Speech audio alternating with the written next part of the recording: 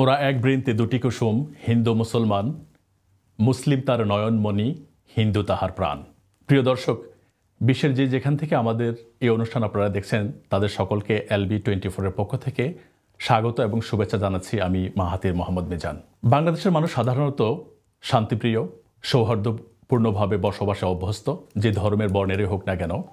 কিন্তু এর মাঝে বিশেষ করে বাংলাদেশ স্বাধীন হওয়ার পর থেকে দেখা গেছে যে বিভিন্ন বিশেষ করে রাজনৈতিক উত্তেজনাপূর্ণ সময়গুলিতে আমরা আমাদের সংখ্যালঘু ভাইদের উপর অত্যাচারের একটা অভিযোগ ওঠে। এই অভিযোগটি যে উঠে সত্য এবং কিছু ঘটনা যে ঘটে তাও সত্য, কিন্তু এই ঘটনাগুলির সাথে ধর্মের কতটা সম্পর্ক রয়েছে, এইটার সাথে ধর্মের সম্পর্কের চেয়ে বেশি সম্পর্ক রয়েছে কিছু কিছু ধান্দাবাজ রাজনীতিবিদ অথবা সমাজপতিদের অর্থনৈতিক রাজনৈতিক ফায়দা হাসিলের উদ্দেশ্য। আমরা বরাবরই দেখে আসছি এই বিষয়গুলি, এবং আমি যেটা বলেছি আমি আসলে বিশ্বাস করি না এই বিষয়টি সত্যিকার অর্থে ধর্মে ধর্মে কোনো দ্বন্দ্ব বা ধর্মের সাথে ধর্মের কোনো বিরোধ। এই বিরোধটি একেবারেই রাজনৈতিক, অর্থনৈতিক এবং সামাজিক প্রতিপত্তির প্রতিহিংসা নিয়ে। প্রিয় দর্শক, আমাদের আজকের আলোচনার বিষয় বাংলাদেশের সংখ্যালঘু নির্যাতন কতটা বাস্তবতা আর কতটা গুজব। এই বিষয় নিয়ে আমরা আজকে আলোচনা করব, এবং এই আলোচনার জন্য আমাদের স্টুডিওতে 4 জন অতিথি রয়েছেন। তারপর আমাদের সাথে বাংলাদেশ থেকে ভার্চুয়ালি যোগ দিবেন আমাদের সংখ্যালঘু সম্প্রদায়ের কিছু ভাই বোনেরা। তাদের কাছ থেকে আমরা জানবো তাদের অভিজ্ঞতার কথা এবং সত্যিকার অর্থে দেশে কি ঘটছে, তারা কিভাবে আছেন। তাদের কাছে হয়তো পুরো চিত্রটা আমরা পাবো না, কিন্তু কিছুটা হলো আমরা জানতে পারবো যে সত্যিকারই বাংলাদেশে কি ঘটছে। যা কিছু প্রচার মাধ্যম দেশি বিদেশি প্রচার করছে এগুলি সবই কি সত্যি বা কতটুকু সত্যি। আমরা চলুন আমাদের স্টুডিওতে যাই অতিথিরা রয়েছেন তাদের সাথে পরিচিত হয়ে নেই। আমার সর্ববামে যে রয়েছেন হারাদন ভৌমিক, উনি vice president Bangladesh Hindu association UK। তারপর আমার একদম বাঁয়ে যে রয়েছেন উনি অজিত দাস, সহসভাপতি লোকনাথ ভক্ত পরিষদ UK। আমার ডান দিকে রয়েছেন একেবারে সর্বডানে রয়েছেন Hazad Ahmed, adviser student association UK। আর একদম আমার সাথে যে ডানে রয়েছেন কাজী মুসিফ, উনি এক্স ভাইস প্রেসিডেন্ট এবং প্রেসিডেন্ট ইউনিভার্সিটি অফ গ্রিনিচ। আপনাদের সকলকে ধন্যবাদ জানাচ্ছি। আমরা এই আপনাদের কষ্ট স্বীকার করে আমাদের অনুষ্ঠানে যোগ দেওয়ার জন্য আমরা আলোচনায় ফিরে যাব। তার আগে আমাদের অনলাইনে যারা যোগ দিয়েছেন বাংলাদেশ থেকে তাদের সাথে আমরা একটু পরিচিত হই নেই, তারপর আমরা আলোচনায় ফিরব। আমরা একটু দেখি আমাদের সাথে অনলাইনে কারা রয়েছেন ওখানে। আমি অনেকেই দেখতে পাচ্ছি ওখানে, তবে আমরা হয়তো সকলের নাম বলা সম্ভব হবে না, কিন্তু আমরা ওখানে প্রতিনিধি হিসাবে বাংলাদেশের ইউনিয়ন পরিষদের মেম্বার ডলিরানী দেব, আমরা ডলিরানী দেবের সাথে মেইনলি কথা বলবো এবং তার সাথে যারা রয়েছেন তাদের কথা আমরা শুনবো। ডলিরানী দেব, কেমন আছেন আপনি? ভালো আছি। জি, আচ্ছা, আপনি জানেন তো বাংলাদেশে একটা আন্দোলনের পরে আমাদের যে শেখ হাসিনা সরকার পদত্যাগ করেছেন এবং নতুন একটি মধ্যবর্তী সরকার ক্ষমতা নিয়েছেন। আজকেও তাদের 4 জন সদস্য আরো যুক্ত হয়েছেন অ্যাডভাইজারি কমিটিতে। তো আমরা আলোচনা করব সবকিছু নিয়ে, কিন্তু এখন বলেন তো বাংলাদেশের অবস্থা কি, কেমন লাগছে আপনাদের কাছে? এই নতুন সরকারের কাছে আপনারা কি আশা করেন? বাংলাদেশ খুবই ভালো আছে, আমরা যে ইয়াতে আছি, কিন্তু আমরা কোনো অত্যাচার বা কোনো কিছু আমরা পাই নাই, খুব ভালো আছি। আচ্ছা, না আপনি নির্ভয়ে কথা বলবেন, একদম যা কিছু হয়েছে এখানে সত্যই। এখানে কেউ কারো কিছু গোপন করার কিছু নেই, ভয় পাওয়ার কিছু নেই। প্রত্যেকটা নাগরিক যে ধর্মের হোক না কেন বাংলাদেশের নাগরিক, প্রত্যেকেরই সমান অধিকার আছে ন্যায্য কথা বলার, ন্যায় কথা বলার এবং স্বাধীনভাবে কথা বলার। তো আমরা আপনাদের কাছে আসবো। তার আগে আমরা একটু স্টুডিওতে যারা আছেন তাদের কাছে একটু জেনে নেই আপনারাও কেমন দেখছেন আমাদের যেই নতুন ইন্টারিম গভর্নমেন্ট হলো। আজকে আরো 4 জন সদস্য যোগ দিলেন, এখন তো 21 জন হলেন প্রধান সহ।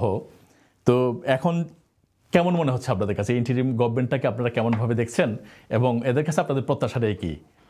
একদম সংক্ষেপে এটা জেনে আমরা আমাদের মূল আলোচনায় ফিরবো। আপনাদেরকে ধন্যবাদ এবং দর্শক শ্রোতা সবাইকে ধন্যবাদ, শুভেচ্ছা আজকে আমাকে নিমন্ত্রণ করার জন্য, তার জন্য LB24-কে ধন্যবাদ। তো ইন্টারিম গভর্নমেন্ট যেটা হয়েছে এটা তো সবার ভরসার জায়গা, বলতে গেলে। এত বড় একটা টার্ময়েলের পরে, গণ অভ্যুত্থানের পরে মানুষের প্রত্যাশা পূরণের জন্য ডক্টর মোহাম্মদ ইউনূসকে প্রদান করে যে ইন্টারিম গভর্নমেন্ট হয়েছে, এটা একটা আশার স্থান, মানুষের প্রত্যাশার জায়গা। আমরা আশা করি যে উনি নিজের যোগ্যতা, অভিজ্ঞতা এবং তার দূরদর্শিতা দিয়ে একটা সুন্দর সরকার এবং নিরপেক্ষ একটা স্থিতিশীল সরকার তৈরি, দেশের সাম্যাবস্থা এবং শান্তি ফিরিয়ে আনার জন্য চেষ্টা করবেন। আর নিরপেক্ষভাবে উনি এই দেশকে পরিচালনার জন্য, যাতে কোনো যেই ইয়েগুলো দেখা যাচ্ছে তার থেকে যেন মানে পরিত্রাণ হয়ে এটা শান্তিপূর্ণ, সহজ, স্থিতিশীল বাংলাদেশ গড়ে ওঠে, সেটার জন্য আমরা প্রত্যাশা করি আর কি ওনার মাধ্যমে। ধন্যবাদ। আমি একই কথা যদি আপনার কাছে জানতে চাই, অজিত দাস, আপনার LB24-কে আমাকে আমন্ত্রণ জানানোর জন্য। আসলে দেখেন, আপনার স্বাধীনতার পরবর্তীতে যত সরকারি বাংলাদেশে আসছে, কেউই কিন্তু সংখ্যালঘুর নির্যাতন বা তাদের বিচারের ব্যাপারে কেউই আন্তরিক ছিল না, যার কারণে 1971 সালে সংখ্যালঘু ছিল 25%, আজকে নেমে এসেছে 6-7%। কারণ কোনো সরকারই আন্তরিক ছিল না। আওয়ামী লীগ বলেন, বিএনপি বলেন, জামাত বলেন, কোনো সরকারই আন্তরিকভাবে তারা চায়নি যে আপনি একটা বিচার দেখেন যে 71 থেকে আপনি মনে করেন আমাদের জেনারেশন আমরা কি দেখলাম, পূর্ণিমাশীল, আমরা রামুতে আমলা দেখলাম, আমরা বিবাড়িয়াতে আমলা দেখলাম, আমরা আপনার এই সুনামগঞ্জে সাল্লাতে আমলা দেখলাম। একটা বিচার যদি কোনো সরকার আন্তরিকভাবে করতো যে মানুষ, তাহলে এটাকে আমরা এক্সাম্পল হিসেবে দেখতাম যে না, সরকার বিচার করেছে। অজিত দাস, আমি আসলে আপনার কাছে এই প্রশ্নে আসবো। আমরা এখন মধ্যবর্তী সরকারের কাছে আমাদের একটাই দাবি, আমরা এবং প্রত্যাশা কি এই সরকারের কাছে আমাদের প্রত্যাশা একটাই, ডক্টর ইউনূস উনিও, আমি মনে করি উনি একজন যোগ্য লোক, বা ওনারা যে এখানে যারা আছেন, যারা আছেন সবাই প্রত্যেকেই তাদের যোগ্যতা অনুসারে এসেছেন। আমরা চাই যে ওনাদের কাছে দাবি থাকবে একটাই, যাতে আমাদের মন্দির, আমাদের যে সংখ্যালঘু সম্প্রদায়, হিন্দু, বৌদ্ধ, খ্রিস্টান, আমরা বাংলাদেশের মানুষ, আমরা বলতে চাই না আমি হিন্দু, আমি মুসলমান, আমরা মানুষ। আমার দেশের আমরা দেখেন ইউকেতে আসি, এখানে কেউ বলে না যে হিন্দু, বৌদ্ধ, খ্রিস্টান। আমরা চাই আমরা বাংলাদেশি মানুষ হিসাবে, বাংলাদেশের মানুষ হিসাবে, নট ইন্ডিয়ার, আমরা বাংলাদেশি হিন্দু হিসাবে আমরা আমাদের সমান অধিকার চাই। আমরা চাই আমাদের যে মন্দিরগুলা অন্য ধর্মের মানুষ জোর করে দখল করে রেখেছে, বা বাসাবাড়ি দখল করেছে, সম্পত্তি, সবগুলো আমরা চাই যে সরকার আমার আন্তরিকভাবে এগুলার বিচার করুক, আমাদেরকে ফিরিয়ে দেখ। আর আমরা চাই না আমরা ইন্ডিয়াতে যাব। আর ইন্ডিয়া কেন? ইন্ডিয়া তো আমার দেশ না, আমার দেশ বাংলাদেশ। আমরা 1971 সালে আমরা কাঁধে কাঁধ মিলে হিন্দু মুসলমান সবাই যুদ্ধ করে দেশ স্বাধীন করেছি। আমার তো ইন্ডিয়া যাওয়ার কথা না, আমি কেন ইন্ডিয়া যাব? ইন্ডিয়া তো আমার দেশ না, কালচার না। ইন্ডিয়া থেকে এটা তো বিনদেশ, আমি মনে করবো আমি এটা বিনদেশ, কারণ এটা আমার সংস্কৃতির সাথে যায় না। আমার দেশে আমি থাকবো, আমার অধিকার নিয়ে থাকবো, আমার মুসলমান ভাইয়ের যে অধিকার, আমার সেম অধিকার থাকবে। আমি চাই এটাই বাস্তবায়িত হোক, এটাই নতুন সরকারের কাছে আমাদের প্রত্যাশা।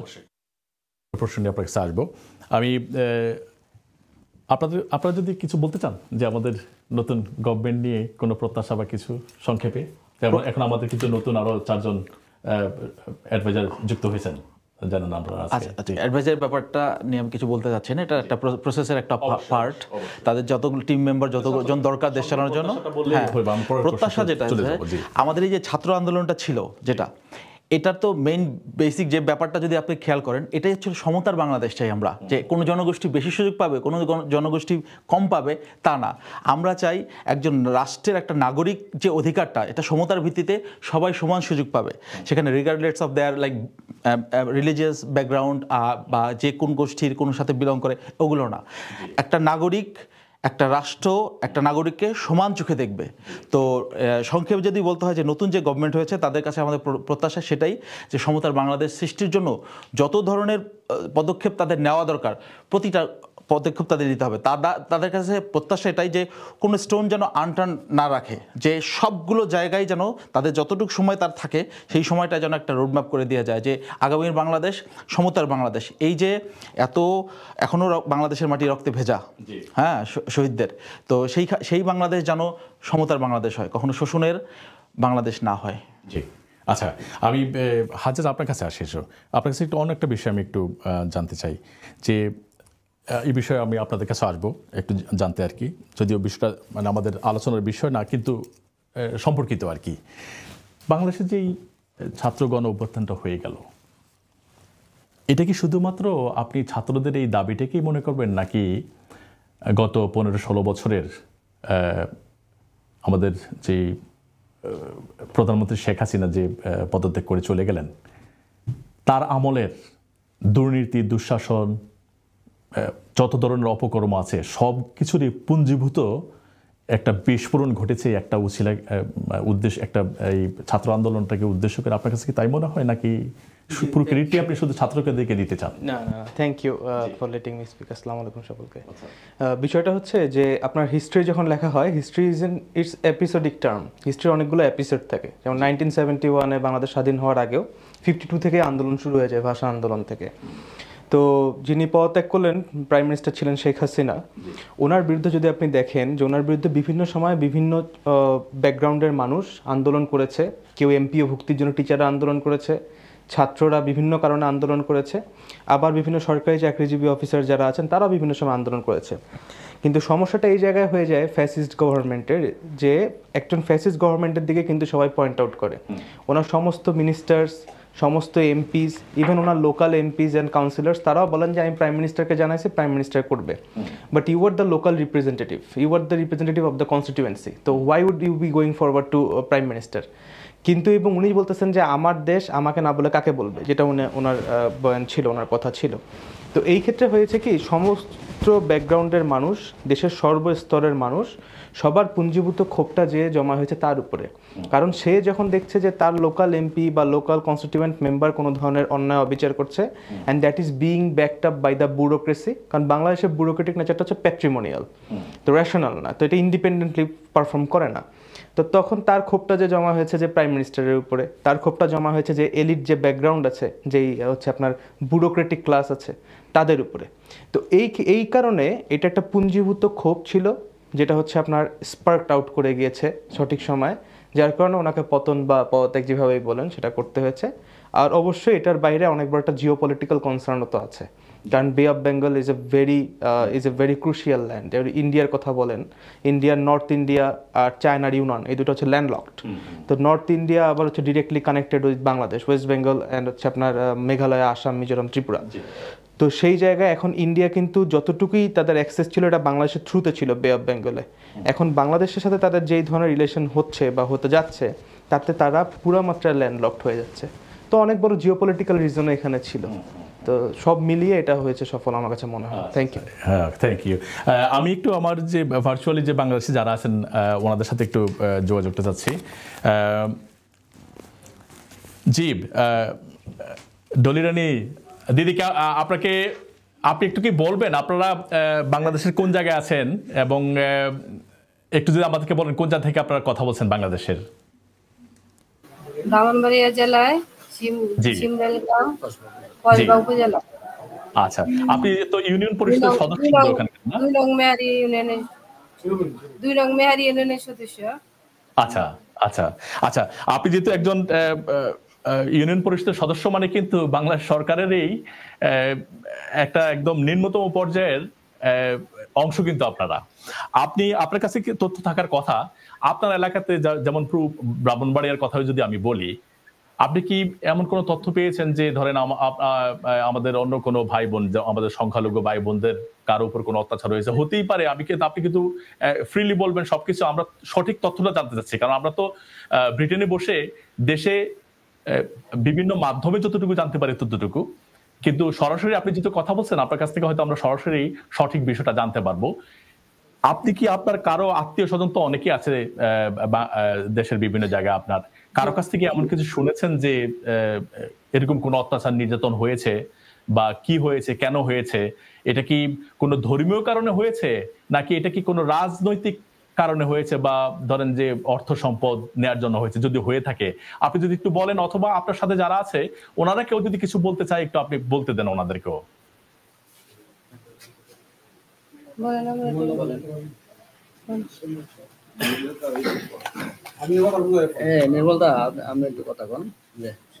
জি বলেন প্লিজ, আপনার নামটা বলে আপনি বলেন প্লিজ। আপনার নাম? আমার নাম নির্মল দাস। ওকে, নির্মল দাস বলেন আপনি। জি, মন্দিরের সভাপতি।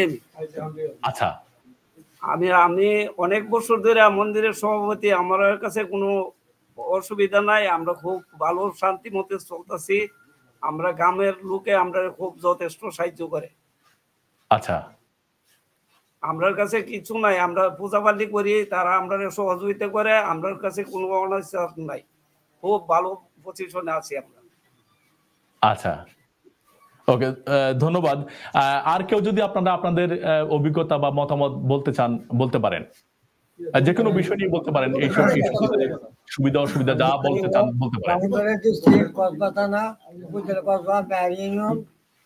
আমাদের সিমরাইল যে মন্দিরে যেহেতু পার্টি থাকবে না, সব পার্টি আমরা মূল্যায়ন করি, আমরা গ্রামের তারা খুব মূল্যায়ন করে, তারা সাহায্য সহযোগিতা করে, তারা সাহায্য সহযোগিতা পাই, আমরা খুব আনন্দে বাস করি। আচ্ছা, আপনাদেরকে কি কোনো ধরেন যে ধর্মীয় ভাবে, যেমন ধরেন যে এটা তো কয়েকটা বিষয় হয়, যেমন অনেকে কিন্তু ওই টাকা পয়সার জন্য, জায়গা সম্পত্তি দখলের জন্য আসে, আবার কিছু কিছু মানুষ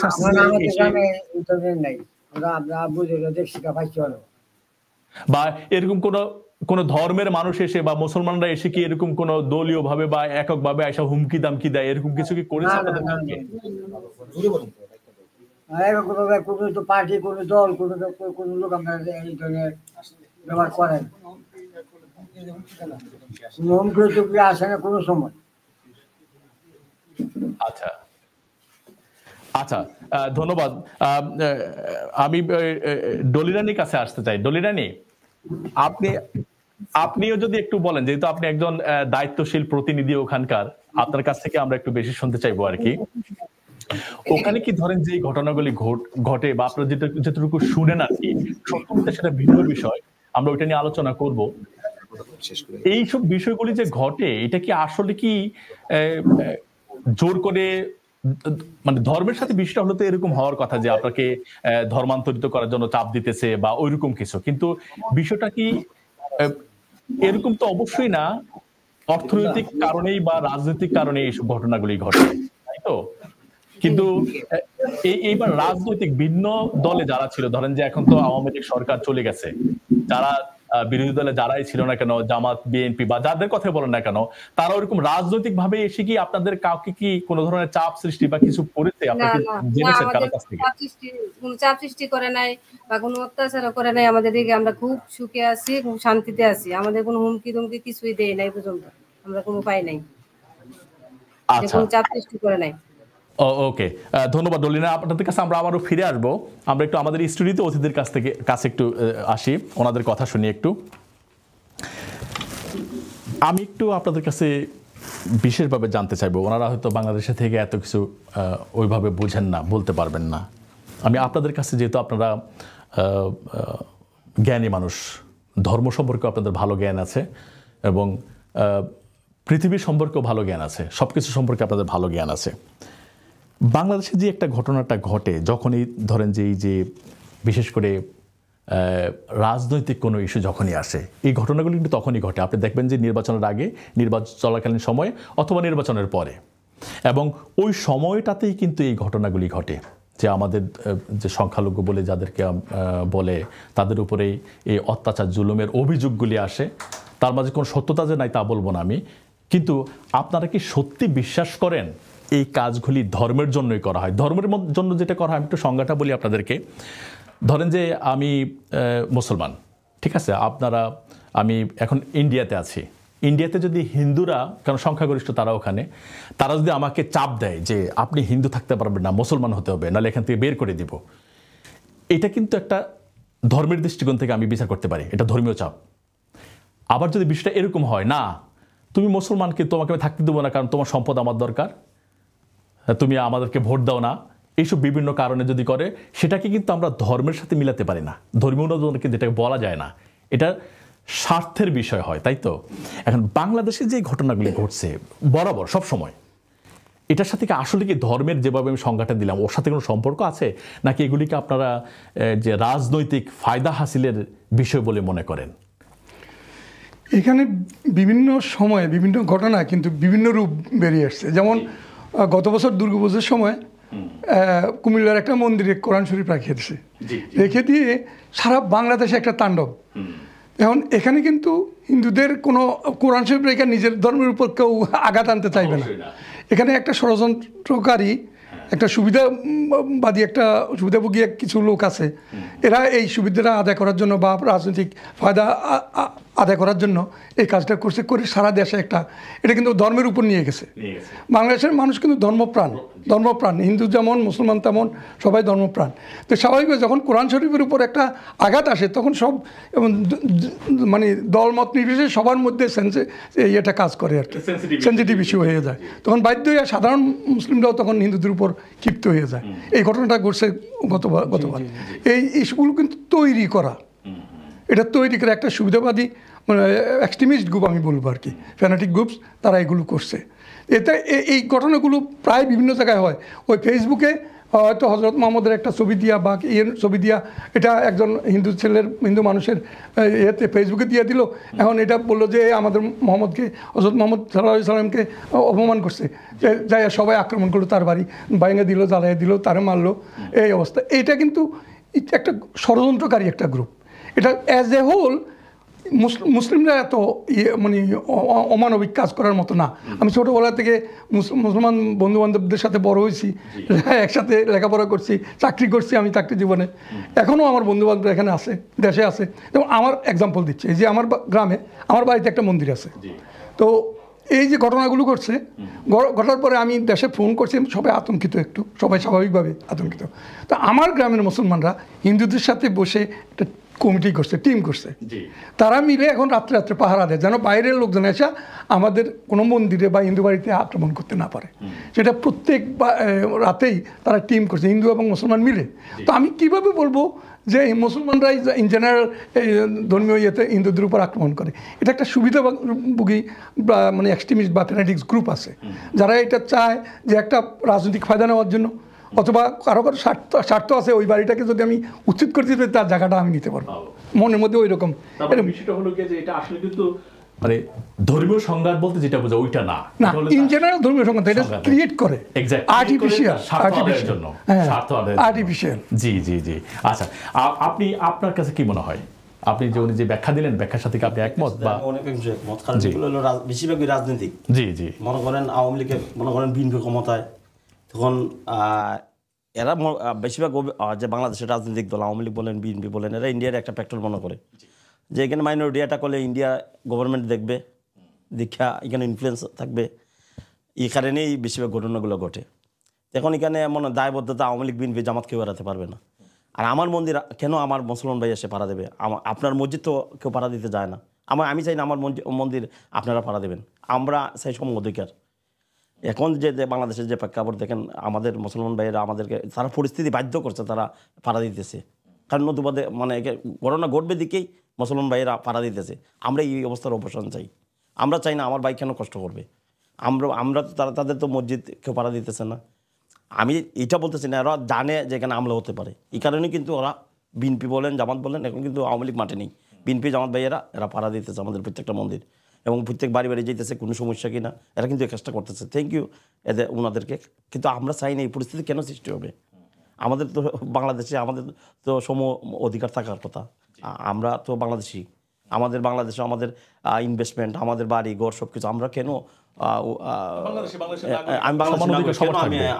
আমার এখানে দায়বদ্ধতা বলতে বেশিরভাগই রাজনীতিক ইস্যু। মনে হয় একটা ইলেকশন আসলো, হিন্দুরা কাকে ভোট দেবে, হিন্দুদের ভোট কীভাবে পাওয়া যাবে, হিন্দুদেরকে কীভাবে ডাইভার্ট করা যাবে, বেশিরভাগ ইনফ্লুয়েন্স এখানে বেশিরভাগ। এখানে আওয়ামী লীগ বিএনপি জামাত, যে আওয়ামী লীগ যে হিন্দুরার জন্য বা বিএনপি হিন্দুদের, এটা না, এখানে বেশিরভাগই রাজনীতিক। একটা ইলেকশন আসলে কীভাবে হিন্দুদের ভোট পাওয়া যাবে, ইস্যু সৃষ্টি করা বা কীভাবে ওদেরকে ইনফ্লুয়েন্স করা যাবে, বেশিরভাগ এইগুলাই। আর আমাদেরও কিছু দায়বদ্ধতা আছে, হিন্দুদেরও কিছু দায়বদ্ধতা আছে এখানে। আমরা এই যে লেজুর ভিত্তিক কিছু সংগঠনের সাথে জড়িয়ে যাই, কারণ এগুলা মনে করেন এগুলো কিছু মানে দায়বদ্ধতা এখানে আছে। কারণ এখানে মনে করেন হিন্দু বুদ্ধ খ্রিস্টান পরিষদ, এই পরিষদ সেই পরিষদ, আমাদের তো ঠিক আছে সংগঠন করেন, আমাদের তো কোনো রাজনীতিকে এমপির পিছিয়ে যাওয়ার কথা না, মন্ত্রীর পিছিয়ে যাওয়ার কথা না। আমাদের যে প্রাপ্য, আমরার যে অধিকার, আমরা এটা বাস্তবায়ন চাই। এখানে আমার কোনো, আমি এক সংগঠন করলাম, 5 বছর এই সরকার আসলো, এই সরকারের পিছিয়ে থাকলাম, আবার 5 বছর অন্য সরকার আসলো, এই সরকারের পিছনে থাকলাম, আমার তো এটা তো আমার জব না। আমাদের জব আমাদের যে প্রাপ্য অধিকার আছে এটা বাস্তবায়ন করা। না তারপরও আপনি যেহেতু বাংলাদেশের নাগরিক, আপনার রাজনীতি করার না, অধিকার এই যে আছে। ধর্মীয় সংগঠন মনে করেন 5 বছরের একটা এমপি, আচ্ছা বুঝতে তার পারছি। পিছনে আমার জি, কোনো জি, জি, কথা না। ধর্মীয় সংগঠন কথা বলছি। আমি মনে করেন আমি আমার Exactly. এখানে তো যেমন Exactly. আমাদের যে এমপি থাকবে, বিএনপির যে এমপি থাকবে, আওয়ামী লীগের যে এমপি, আমি তো এখানে মানে ব্যক্তিগতভাবে আপনি না, করতে পারেন, কিন্তু সংগঠনভাবে যাওয়াটা না, কি তাও আপনি- আমি মনে করি এটা ঠিক না। জি। আমাদের যে প্রাপ্য অধিকার, আমরা সবাইকে সমানভাবে দেখবো। জি জি আমি বুঝতে পারছি। এটা তো পলিটিক্যাল সংগঠন না। না না, অবশ্যই না। জি, আমি তো এটা আওয়ামী লীগ করি না, বিএনপি করি না, আমি তো জামাত করি না। জি, জি। আমি আরে মনে করেন না, ব্যক্তি আওয়ামী লীগ, মনে হয় আমি হিন্দু, আমি আওয়ামী লীগ করি। এখন আমি তো মাইনরিটি না, আমার তো ওইখানে হিন্দু সংখ্যালঘু, মানে এখানে অনেক কিছুর সাথে ইনভলভমেন্ট। এখন সব কিছু মিলাইয়া আমি মনে করি এখানে রাজনীতিক বেশিরভাগ 90% এই রাজনীতিক অর্থনৈতিক আছে। মনে করেন পাশের বাড়ি মুসলমান প্রভাবশালী, সে মনে করে যে সে যদি চল্লা জায়গা এখানে আমি বাড়ি করে ফেলবো, তারা যদি একটু ভয় ভীতি দেখাইয়া তার মনে করেন এগুলোও আছে। এখন মনে করেন এই এরিয়াতে সবাই 90% মুসলমান। এখন দেখা যায় মন্দিরেরা কীর্তন দেয় আমাদের আজানের টাইমে, মনে করে যে এগুলো যদি বিদায় করে দিই তাহলে আমাদের পুরো এরিয়াটা আমাদের হয়ে গেল। এগুলো আছে 10%, কিন্তু 90% আমি মনে করি রাজনৈতিক সমস্যাই মেন, রাজনৈতিক ইনভলভমেন্ট। জি, তবে আপনার আপত্তিটা ওই জায়গায় যে যেখানে ধর্মীয় কোনো সংগঠন যেন কোনো দলের সাথে লেজুরভিত্তি না করে, এটাকে আপনি এটা একটা কারণ বলে মনে করেন? নির্বাচন পরবর্তীতে এগুলা ইনফ্লুয়েন্স চলে আসে। জি, আমার এই বিষয়টি আরেকটা প্রশ্ন আছে, আমি আসবো আপনার কাছে। আমি একটু আপনার কাছে আসি। আপনি কি মনে করেন যে ওনারা যে কথাটা বলছেন এগুলি তো কি মনে হয় আপনার কাছে? অথবা এই যে এই ঘটনাগুলির কথা বলছেন, ওনারা কিন্তু স্বীকার করেছেন যে আসলে কিন্তু ধর্মীয় উন্মাদনা বলতে যেটা বোঝায় ওইটা কিন্তু না, এগুলো ধর্মটাকে ব্যবহার করে যার যার স্বার্থ যে উদ্ধার করতে চায়। আগে দাদার একটা কথা, হ্যাঁ অবশ্যই অবশ্যই, জি একটু কানেক্ট করে কথাটার সাথে। উনি বললেন যে আমাদের মন্দির কেন এই যে এখন এই যে এইবার যে পরিস্থিতিতে পাহারা দিচ্ছে বিএনপি, জামাত বা অন্য সব দলের লোকজন, দাদা বললো আমাদের মন্দির কেন পাহারা দিতে হবে। ঘটনাটা যদি একটু পিছনে ফিরে যায়, 2023 সালে উত্তরবঙ্গে আপনাদের একটা মন্দিরে 14টা প্রতিমার মধ্যে 12টা ভাঙা হয়েছিল, এবং পরবর্তীতে ইনভেস্টিগেশন করে দেখা গেছে সেইখানকার লোকাল যে এমপি, সম্ভবত দবির বা কিছু একটা নাম ভদ্রভাবে ভুলে গেছি, সেই এটার পিছনে ছিল তার প্রতিদ্বন্দ্বীকে ঘায়েল করার জন্য। হ্যাঁ, তো এখন এই যে 14 বছর, এই গত 15 বছরে আপনি এই যে দানব সরকারের সাথে যে তাদের যে নেতাকর্মী ছিল, এখন আপনি যদি তাকে বলেন যে সে হিন্দু অনেক লোকই হিন্দু ছিল, হিন্দু বা ভিন্ন ধর্মাবলম্বী ছিল, এখন তারা এই সরকারের প্রতিনিধিত্ব করছে, তারাও তো অনেক সময় অনেক অনাচার করছে অনেক মানুষের উপরে। এখন জনরোষ যদি হঠাৎ করে তাদের উপর গিয়ে কিছুটা হিট করে, এবং তারা যদি ওখান থেকে ওইটা ডাইভার্ট করার জন্য তারা যদি গিয়ে মন্দিরে তাদের লোকজন পাঠায়, অনেকগুলো ঘটনা দেখবেন ভাইরাল ঘটনার মধ্যে ঘটছে। বিএনপির যার গেঞ্জি গায়ে দিয়ে আক্রমণ করছে বরিশালে সম্ভবত ঘটনাটা, চাঁদাবাজি করছে বিএনপির নাম বলে, পরে দেখা গেছে এরা আওয়ামী লীগের সাথে সংশ্লিষ্ট ছিল, আওয়ামী লীগ রাজনীতির সাথে। আমি ব্যক্তিগতভাবে আমি বাংলাদেশে একটা হিন্দু অধ্যুষিত এলাকায় বড় হয়েছি। হ্যাঁ, আমার যে বেস্ট ফ্রেন্ড ছিল সুদীপরে যতবার আমি জীবনে ডাকছি সুদীপ নামটা বলে, কোনোদিন মনে হয় না হিন্দু সুদীপকে আমি ডাকি, বা যতবার জড়ায় ধরছি হিন্দু সুদীপকে কোনোদিন ধরি নাই, আমার বন্ধুকে ধরছি, আমি বন্ধুকে ডাকছি। হ্যাঁ, তো আমাদের মধ্যে তো ওইটা আসে না। এখন কথা হচ্ছে আপনি যে বলেন সম অধিকারটা চান, সম অধিকার বাংলাদেশে এখনকার প্রেক্ষাপটে আপনার মনে হয় যে কোন দিক থেকে অধিকারটা রাষ্ট্র আপনাকে প্রোভাইড করে নাই? এখন পর্যন্ত কোন দিক দিয়ে মনে হচ্ছে যে সম অধিকার পান নাই? মন্দিরে পাহারা দিতেছে, এটাই তো আমি মনে করি বৈষম্য। হ্যাঁ, মন্দির কেন পাহারা দেবে? আমি তো আপনাকে বললাম যে মন্দিরে পাহারা দিচ্ছে এই কারণে, পলিটিক্যাল ইস্যু, কিন্তু এটা কেন আসবে? যে হ্যাঁ এই কারণে মন্দিরে পাহারা দিতে হচ্ছে। রাষ্ট্র এই নিরাপত্তা দিত, তাহলে তো রাষ্ট্র যদি আরো আগে এগুলা মনে করেন আরো আগে এগুলো সমাধান করতো, তাহলে তো আমাদের আজকে আপনি নিজে স্বীকার করতেছেন যে আক্রমণ হতে পারে বিভিন্ন পর্যায়ে, যে না আক্রমণ দিয়ে নামটা জানো। এটাই একজন নাগরিক হিসাবে প্রত্যেকেরই শান্তিপূর্ণ সহাবস্থানের অধিকার আছে, এবং এই জিনিসটা আমাদের এখানে অভাব। শান্তিপূর্ণ সহাবস্থানটা যদি হয়, গণতন্ত্রের পূর্ব শর্ত হলো শান্তিপূর্ণ সহাবস্থান, অন্য পরমত সহিষ্ণুতা। এখন আমি যদি পরমত সহিষ্ণু না হই বা শান্তিপূর্ণ সহাবস্থান বিশ্বাস না হই, সুযোগ পাইলে আপনারা যদি আক্রমণ করি, তখন তো আপনি অনিরাপদ হয়ে যাবেন, তখন তো আপনি নিরাপত্তার সংখ্যা। আচ্ছা, একটু যোগ করি এখানে। হ্যাঁ, আপনার যেটা দেখা যাচ্ছে যে আইন শৃঙ্খলা রক্ষাকারী বাহিনী এখানে কমপ্লিটলি ভাবে আস্থার জায়গাটা হারিয়ে ফেলেছে জনগণ থেকে। True, very true. তো they had been sent to their barracks. Secondly হচ্ছে প্রত্যেকটা পাড়ায় পাড়ায় মহল্লায় মহল্লায় সবাই রাস্তায় বের হয়ে, ইভেন ঢাকার মতো জায়গায় রাস্তায় বের হয়ে নিজেদের বাসা বাড়ি পাহারা দিচ্ছে। তো এখন দেশে যে অবস্থাটা চলছে সে স্টেট অফ অ্যানার্কি, এটা হিন্দু মুসলিমের ব্যাপার না। কিন্তু হিন্দু মুসলিমের যে ব্যাপারটা আপনি বললেন যে কেন দিতে হবে, এটা কেন ইম্পর্ট্যান্ট আমি বলি। সাউথ এশিয়ান কনটেক্সটে religion has been the core factor in determining the geopolitics, যার কারণে পাকিস্তানের সৃষ্টি হয়েছে এবং পাকিস্তান থেকে পরবর্তীতে আবার বাংলাদেশের সৃষ্টি হয়েছে। তো ভারত পাকিস্তানের যে ডিভিশনটা হয়েছে এটা কিন্তু ধর্মের ভিত্তিতে হয়েছে। আজকে যদি বলা হয় যে বাংলাদেশের মধ্যে কেন হিন্দুদেরকে মুসলমানদের পাহারা দিতে হবে, তাহলে you are speaking about a utopian state. Bangladesh is not utopia. আমরা জানি যে এখানে ব্যুরোক্রেসির ফল্ট আছে, এখানে গভর্নমেন্টের ফল্ট আছে, এখানে পাবলিক লিমিটেশনস আছে, এখানে ডেমোক্রেসির লিমিটেশনস আছে, and so is it in India and Pakistan as well. তো আমাদের দেখার বিষয় হচ্ছে যে পার্শ্ববর্তী দেশের সাথে যদি আমরা কম্পেয়ার করি, আপনি বলছেন পরিষদের কথা বা ইয়ের কথা, পার্শ্ববর্তী দেশেও তো এরকম মুসলমানদের আছে। This is because of the minorities.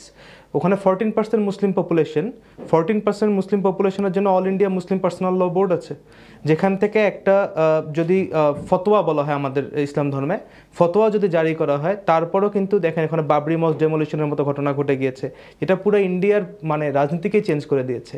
এখন তারা বলছে অযোধ্যা, কাশী, মথুরা, এই তিনটার যে মসজিদ আছে, এই তিনটা মসজিদ হচ্ছে আমাদের, বাকি আমরা তোমাদেরকে আবার মসজিদ দিয়ে দিব। এখন যে ন্যারেটিভে আসা হচ্ছে যে 60,000 মসজিদ ভেঙে আমরা আবার মন্দির করব, বা আপনার অমিত শাহ গৃহমন্ত্রী সে যেরকম পার্লামেন্টে দাঁড়ায় বলছে যে বাংলাদেশি তার টার্মাইটস, তাদেরকে পোকামাকড়ের সাথে তুলনা করা হচ্ছে। তো এখানে তো একটা প্রভাব থাকেই। আমি আপনার কথা এগ্রি। আমি আপনাকে বলি, আপনি কি দেখেছেন যে ইন্ডিয়ার কোনো মাইনরিটি বাংলাদেশে আসতে? জি, বাংলাদেশ থেকে হাজার হাজার চলে যাচ্ছে ইন্ডিয়াতে। ইন্ডিয়ান কোনো মুসলমান আমাদের দেশে কেন 47-এ আপনার যদি আমি আপনাকে ফ্যাক্টের বেসিস একটা কথা বলি, দেখার তো বিষয় না, আমি তো যে দেখবো না। মূল আমি আপনাকে বলছি যে UNITIF রিপোর্ট যেদিন ইন্টারিম গভর্নমেন্ট ফর্ম করে, সেদিন 80,000 বাংলাদেশ পুলিশ ফোর্সের মধ্যে 80,000 ইন্ডিয়ানকে অ্যারেস্ট করা হয়েছে, 80,000। এর পরবর্তীতে ব্রাহ্মণবাড়িয়া যে জায়গা দেখানো হলো, ব্রাহ্মণবাড়িয়াতে একজন রয়ের এজেন্ট সন্দেহে একজনকে গ্রেফতার করা হয়েছে। মূল বিষয়টা কি? মূল বিষয়টা হিন্দু মুসলিম ধর্মের না। যেমন পাকিস্তানের একজন সুফি কবি ছিলেন দিল্লির, ওনার নাম হচ্ছে মির্জা জানান। উনি বলছিলেন যে বেদ হলো আসমানি কিতাব, এবং উনি হিন্দু ধর্মকে হিন্দু বলেননি, উনি বলছেন এটা হলো উলুহিয়া। তো ধর্মের মধ্যে দুইটা ভাগ আছে, আপনাদের ধর্মেও আছে, ইসলামেও আছে, যে মরমিবাদ একটা মিস্টিসিজম, আর একটা হচ্ছে যে আমরা যে প্র্যাকটিসিং মুসলিমের যেটা কথা বলি। তো সেখানে মোরালিটি আছে, আইডেন্টিটি আছে। পলিটিক্স কিন্তু মোরালিটিটাকে নিয়ে হয় না, পলিটিক্স হয় আইডেন্টিটিটাকে নিয়ে, যার সেকশন থেকে। এখন এইভাবে দেখার বা যে বিষয়টা বলছেন, এখানে বলা হচ্ছে যেমন আসিফ নজরুল সাহেবই বললেন 26 লক্ষ ভারতীয় এখানে চাকরি করে। আপনার মাদ্রাসা বোর্ডের যিনি যিনি চেয়ারম্যান ছিলেন, উনি একজন হিন্দু ধর্মাবলম্বীর লোক ছিল। উই অ্যাপ্রিসিয়েট দ্যাট, আমরা এটা নিয়ে কোনো ধরনের ডিমিন করছি না। কিন্তু বিষয়টা এরকম না যে এখানে ভিকটিম কার্ড খেলার কোনো সুযোগ আছে যে দিচ্ছে না। বাংলাদেশে ওভারঅল যদি চিন্তা করেন, মুসলমান, খ্রিস্টান, বৌদ্ধ, হিন্দু সবাই যারা আছে, সবারই public liberty has been repressed over the period of time. এটা শুধু হিন্দুদের ডাইমেনশন থেকেও না, শুধু মুসলমানদের ডাইমেনশন থেকেও না। Thank you. Not that right, not that we don't talk about this right of the Hindu or Christian or Muslim. We are talking about the peaceful coexistence. Right. That we can speak about. That is the আমার প্রতিবেশী যদি কোনো হিন্দু নারী লাঞ্ছিত হয়, মনে করবো আমার মা লাঞ্ছিত হয়েছে। Exactly. That should be. যদি কোনো হিন্দু ভাই লাঞ্ছিত হয়, মনে করো আমার নিজের ভাই লাঞ্ছিত হয়েছে। আমাদের তো প্রশ্ন এটা না। এখন এখনকার যে এই যে রিসেন্ট যে ঘটনাগুলা, এবং সেই ঘটনাগুলো মনে করায় দেয় যে বাংলাদেশ একটা এমন একটা অবস্থা আছে যে আমরা কিছু কোনো উছিলা হইলেই, কোনো ছুতা হইলেই হিন্দুদের উপর ঝাঁপায় পড়ে। এরকম তো না, বাংলাদেশটা এরকম না। This has been a phenomenon. This has been a phenomenon for the last. এই ভাই যে বললো যে বাংলাদেশ থেকে চলে যাচ্ছে লোকজন হিন্দু, আমি মনে করি এই প্রবাসে না আসলে জন্মভূমির যে কি আকর্ষণ, এখানে না আসলে কোনদিন বুঝতাম না। এবং একটা বাংলাদেশের মাটির যারা অংশীদার, মাটিতে বাংলাদেশ যাদের জন্মভূমি বা বাংলাদেশের যারা অংশ, আমি ব্যক্তিগতভাবে কোনোদিনও চাবো না যে একটা মানুষ একটা ভারাক্রান্ত হৃদয়ে নিজের মাতৃভূমি জন্মভূমি ছাড়া আরেক দেশে যাক। হ্যাঁ, আমরা এটা কখনো চাবো না।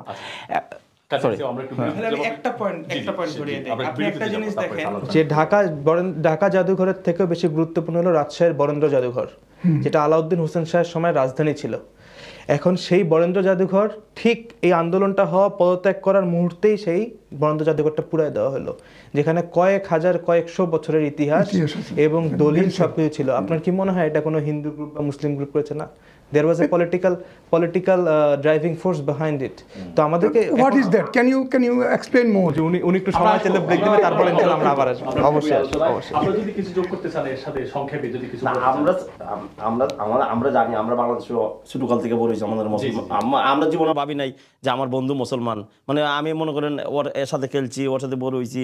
আমরা চাই যে বাংলাদেশ এইভাবেই আমরা দেশ নিয়ে ভাববো, আমরা বিশ্বে কি হয় আমরা দেখবো না, আমাদের দেশটা কিভাবে আগে নিয়ে যায়, আমরা হিন্দু মুসলমান বৌদ্ধ খ্রিস্টান সবাই মিলে আমাদের দেশকে ভালোবাসবো, আমরা দেশকে কিভাবে বিশ্বের রিপ্রেজেন্টেটিভ আমরা এখানে প্রবাসী আছি। আমি বুঝতে পেরেছি, কিন্তু হাজ্জাজ যে কথাটা উঠিয়েছে ওটার পিছনে একটা যুক্তি আছে। আমরা যখন ফিরে আসবো তখন কথা নিয়ে আলোচনা করব। আমরা একটু বিরতি যাচ্ছি, বিরতির পর আবার আলোচনায় ফিরছি। Thank you. প্রিয় দর্শক, আমরা বিরতি যাচ্ছি, বিরতির পর আবারও ফিরে আসবো আপনাদের কাছে দ্রুতই। MR Printers. Personal touch. Exclusive design. Heidelberg Speedmaster 8-color press. Digital printing. Large format printing. Branded carrier bags. Specialist promotional products. Nationwide delivery. MR Printers since 1991, where design and print come to life.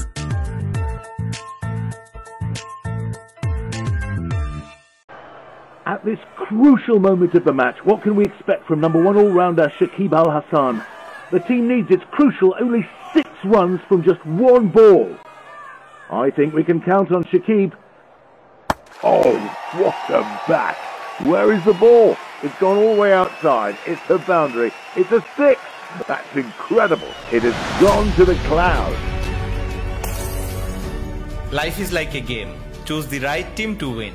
I'm at Work Permit Cloud, British Business Immigration Champion, for bringing skilled workers to the UK. Let Work Permit Cloud guide you through the immigration field. And you will win the game of life. Choose the right team to win. Work Permit Cloud. Cloud-based solution for all your immigration needs. প্রিয় দর্শক, স্বাগত জানাচ্ছি বিরতিতে ফিরে এসে আরেকবার। আমরা এতক্ষণ আলোচনা করছিলাম বাংলাদেশের ধর্মীয় সংখ্যালঘুদের উপরে যেসব ঘটনাগুলি ঘটছে, প্রচার অপপ্রচার, এসব বিষয় নিয়ে আমরা মেইনলি যে আলোচনাটা করেছি, এই বিষয়গুলি কি আসলেই সত্যিকারের ধর্মীয় কোনো বিষয়, নাকি রাজনৈতিক অর্থনৈতিক ফায়দা হাসিলের কোনো ধরনের ধান্দাবাজি, এইসব বিষয় নিয়ে আমরা আলোচনা করছিলাম। প্রিয় দর্শক, আমাদের সাথে একজন নতুন অতিথি যুক্ত হয়েছেন, আপনাদের সাথে পরিচয় করে দিচ্ছি। আমাদের সাথে যুক্ত হয়েছেন স্নিগ্ধা কুণ্ড মিষ্টি, উনি উইমেন অ্যাক্টিভিস্ট। স্নিগ্ধা, আপনাকে স্বাগত জানাচ্ছি LB24-এ। আপনাকে অনেক ধন্যবাদ। আমি উইমেন অ্যাক্টিভিস্ট হিসেবে এতটুকু বলতে চাই, আমরা হিন্দু, আমি নিজে হিন্দু, আমি হিন্দু পরিবারে জন্মগ্রহণ করেছি, বাট আমার হিন্দু মুসলিম সবাই আমরা একটা সমাজের মধ্যে বড় হয়েছি। যখন আমাদের স্কুল কলেজের সময় ছিল এই ডিভাইডেশনটা আমি কখনো দেখিনি, বাট আমি বলতে চাই 2000-এর পর থেকে এই ডিভাইডেশনটা অনেক বেশি বেড়ে গেছে এবং আমরা এটা আসলে অনেক বেশি সম্মুখীন হচ্ছে। এবং আমি LB24-কে থ্যাংক ইউ দিতে চাই যে এত সুন্দর একটা কনসেপ্ট নিয়ে আসার জন্য। আর সাথে এই যে রেশারেশিটা চলছে, এটার মাধ্যমে উইমেনরাও কতটুকু এফেক্টেড হচ্ছে সে বিষয় নিয়েও আমি একটু কথা বলতে চাই। অবশ্যই আমাদের আজকে আলোচনায় আপনি যোগ দিয়েছেন অনেক পরে, আপনাকে অবশ্যই আমরা সময় দিব। প্রিয় দর্শক, আমরা এই মুহূর্তে আমরা একটি ভিডিও দেখব, চলুন আমরা ভিডিওটা দেখে নিই, তারপর আমরা আলোচনায় ফিরব। Today is 10th of August 2024. We British Hindus are expressing our deep concern and shock regarding the ongoing Hindu and other minorities genocide in Bangladesh. Since Sheikh Hasina, the former PM, resigned on August 5th, Hindu men, women and children have been violently attacked solely due to other faith, despite severe internet restrictions. Disturbing videos have been surfaced on social media showing barbaric acts against the Hindu community. The videos depict people being looted, burned and hung from bridges, as well as women screaming for their lives as mobs invade their homes. The images also show houses being looted, religious places being burned, and innocent women and children being threatened and attacked. The situation is extremely sensitive and completely inhuman, constituting a grave violation of human rights. Minorities are being attacked by fundamentalists across the country, where they are beaten to death, being raped, temples are set on fire, and properties are being looted. প্রিয় দর্শক, আপনারা যে একটি report দেখছিলেন, অজিত সাহা লন্ডনের পার্লামেন্টের সামনে যে বাংলাদেশে হিন্দু সম্প্রদায়ের উপরে যে অত্যাচার চলছে ওনার বক্তব্য অনুযায়ী তার বক্তব্যগুলি আমরা শুনলাম, কিন্তু এখানে অনেকগুলি কথা রয়েছে, এটা কতটুকু বাস্তবসম্মত, আসলে সত্যি ঘটেছে কিনা আমাদের আলোচকদের কাছে আমরা জানতে চাইব। অনেকগুলি কথা বলেছেন যেটা আমি জানি না এটা বলাটা কতটুকু সত্য হয়েছে। আমরা যারা বাংলাদেশে আছেন তারা অবশ্যই জানেন। জেনোসাইড কথাটা উনি উল্লেখ করেছেন। আসলে কি বাংলাদেশের সংখ্যালঘুদের উপরে কোনো জেনোসাইড হয়েছে, অথবা যেই মানে রেইপের যে কথাগুলি বলেছেন এগুলি কি আসলে বাস্তবসম্মত? আমরা আমাদের অতিথিদের কাছে জানতে চাইব। আমরা একটু আমাদের সাথে যে সর্বশেষ যোগ দিয়েছেন স্নিগ্ধাকুণ্ড মিষ্টি, আমরা আপনার কাছে একটু যেটা আমরা আলোচনা করছিলাম এতক্ষণ আর কি, বিশেষ করে যে আমাদের যে সরকারটি হলো ইন্টারিম গভর্নমেন্ট কেমন হলো, প্রত্যাশা কি, একদম সংক্ষেপে বলে আপনি যে ভিডিওটা দেখলেন, ভিডিওর কন্টেন্টস নিয়ে যদি একটু আলাপ করেন প্লিজ। আসলে অবশ্যই আমাদের যে সমসাময়িক যে ঘটনাটা ঘটছে সেই ঘটনার উপরে আমাদের পার্লামেন্টের সামনে এরকম একটা প্রোটেস্ট, অবশ্যই আমি এটাকে অ্যাপ্রিশিয়েট করি। এরপরে যেটা আমি বলতে চাই যে আমি শুরু থেকে যদি বলি 1971-এ genocide is there, not only Hindu, এটা বাংলাদেশ সৃষ্টির জন্য জেনোসাইড এখনও আমরা স্বীকৃতি পাইনি, এবং এটা জেনোসাইডই, এটা অস্বীকার করার কোনো কিছু নেই। বাট শুধু যে এখানে হিন্দু সংখ্যালঘু তারা যে জেনোসাইডেড ফেস করেছে বা এরকম কোনো কিছু হচ্ছে, এটা এরকম না। আমরা এখানে হিন্দু, মুসলিম, বৌদ্ধ, খ্রিস্টান, আমি রিসেন্টলি একটা এই আজকে আসার জন্য একটা ছোটোখাটো একটা পড়লাম, সেখানে আমি দেখলাম যে এখানে আমাদের বাংলাদেশে শিখও থাকতেন, যারা শিখ ধর্ম অবলম্বী তারাও থাকতেন, তো এখনও আছে। তো সেই ক্ষেত্রে যারা মানে আছে, সেটা হয়তো পার্সেন্টেজ অনেক কম, তখন আরও ছিল। সো হিন্দু, বৌদ্ধ, খ্রিস্টান যদি বলি, আমাদের অন্যান্য যে ধর্ম অবলম্বী আদিবাসী আমরা বলি, সবাইকে নিয়েই বাংলাদেশ। জেনোসাইড 1971-এ হয়েছে, বাট রিসেন্টলি যদি বলি তাদের উপর অ্যাটাকড হয়েছে, তাদেরকে আমরা দেখেছি বিভিন্নভাবে। এই জিনিসগুলো আমরা সোশ্যাল মিডিয়ার এত বেশি প্রভাবিত, সোশ্যাল মিডিয়াতেই আমরা দেখেছি এগুলোর প্রভাব অনেক বেশি। আমি জানি না আপনারা একটু আমার সাথে একমত হবেন কিনা। 1971-এ আমাদের বাংলাদেশে শুধুমাত্র আমি হিন্দু, আমাদের ধর্মাবলম্বীদের যদি বলি 20% ছিল, সেটা 81-এ চলে গেছে 12.13%। সেটা আমাদের 1991-এ চলে এসছেন 10.52, এবং আমি এইটা যদি ফার্দার এগেইন আমি চলে যাই 2001, সেটা ছিল 9.60, এবং 11-তে 8.54, এবং এখন পর্যন্ত এটা অ্যাকর্ডিং টু আমাদের বাংলাদেশের আদমশুমারি, নট ইন্ডিয়া টাইমস, যেটা ইন্ডিয়া টাইমস আপনারা পাচ্ছেন বা গেলে সেখানে দেখা যাচ্ছে 8.9, বাট এটা সঠিক যে আদমশুমারিতে আসছে সেটা এসছে 7.95। তো আমি এখানে যদি বলি জেনোসাইড শুধুমাত্র আমরা বাংলাদেশি বলতে আমাকে নিজে স্বাচ্ছন্দ্য বোধ করি। হিন্দুদের উপর পার্টিকুলারলি যে জিনিসগুলো হচ্ছে বা যে অ্যাটাকগুলো হচ্ছে, আপনারা খুব সুন্দর একটা ইউজ করেছেন, যেটা অর্থনৈতিক এবং সামাজিক কতটুকু আমরা এটার জন্য ফেস করছি বা কতটুকু অসুবিধা হচ্ছে। আমার মনে হয় যে আমি এখানে যাদের সাথে বসে আছি, ইভেন বাইরেও যারা বসে আছি, তারা বিভিন্ন ধর্মাবলম্বী, এটা আমাদের কোনো প্রবলেম নাই। যখন কোনো স্বার্থের প্রয়োজন আসতেছে, যখন কারোর জমি, কারোর চাকরি, কারোর সামাজিক কোনো কিছু যে চাচ্ছে না যে না ওরটা আমার হোক, এই যে হিংসাংশী, আমরা যদি বলি যে একটা বিদ্বেষ ক্রিয়েট করার মেন্টালিটির যে মানুষগুলো আছে, তারাই কিন্তু স্বাভাবিকভাবে এই সমস্যাগুলো সৃষ্টি করছে। এবার আমি যদি রেপের কথাটা আসি, 2001 সালে আমাদের সবার মনে আছে পূর্ণিমা শীল একটা খুব তার মেয়েকে রেপ করা হয়, এবং কম বয়সী মেয়ে, এবং তাকে ব্রুটালি রেপ করা হয়, এবং বলা হয় যে আমার মেয়েটা ছোট, তোমরা এক এক করে আসো, এটা আমাদের সবাই আমাদের জানাই এই কথাটা। তো কথা হচ্ছে যে রেপ তো আমাদের 1971-এ বীরঙ্গনা হয়েছেন, যে মাগুলো আজকে সন্তান জন্ম দিয়েছেন তাদেরকে আমরা, আমাদের বঙ্গবন্ধু শেখ মুজিবুর রহমান বলেছেন যে বাবার নাম দিতে গেলে বঙ্গবন্ধু শেখ মুজিবর দিন। তো ওই সময়ও আমাদের রেপ্ট হয়েছে, এখনও রেপ্ট হচ্ছে।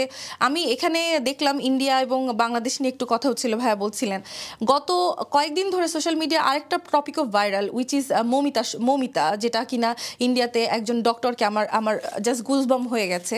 সো এই যে ব্রুটালিটির কোনো আসলে কোনো ধর্ম নেই, ব্রুটালিটি ইজ দেয়ার।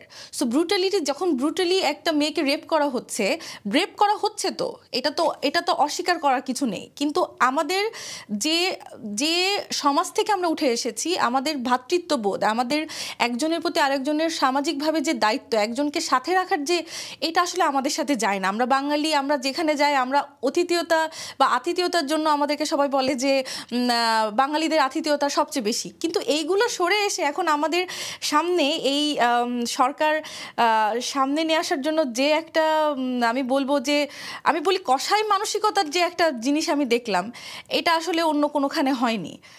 যেগুলো হয়েছে সেটা আমি মনে করব খারাপ উদাহরণ হিসেবেই হয়েছে। তো আমরা বাঙালিকে দেখতে চাই, বাঙালিদের বলতে যারা আমাদের বাংলাদেশের হিন্দু সম্প্রদায় থেকে সবাই যে প্রোটেস্টটা করেছে, ডেফিনেটলি তাদের কাছে আমি চাইবো যে উনি আমাদের আরও ভালো করে এগুলার কোথায় রেপ হয়েছে এগুলো আমাদের সামনে আসলে হয়তো আমরা তাদেরকে আরও ভালোভাবে বিভিন্ন সংগঠনের মাধ্যমে হোক, যেভাবে হোক আমরা সাহায্য করতে পারবো। আর এই ছাড়া লাস্ট একটা কথা বলতে চাই যে বাংলাদেশ, সবাই বলছে যে সংখ্যালঘু আমাদেরকে কেন বলা হচ্ছে।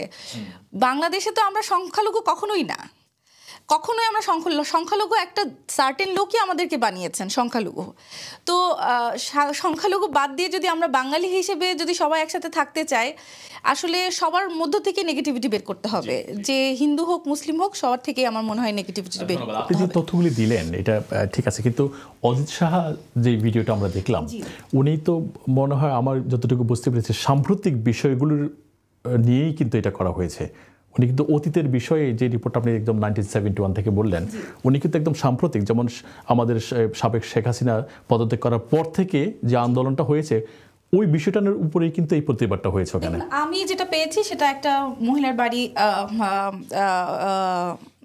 তাদেরকে লুট করা হয়েছে, তার মেয়েটাকে নিয়ে যাওয়া হয়েছে, বা এটাও ফেসবুকে, এবং সেটা আমাকে কমপ্লিট করতে দেন।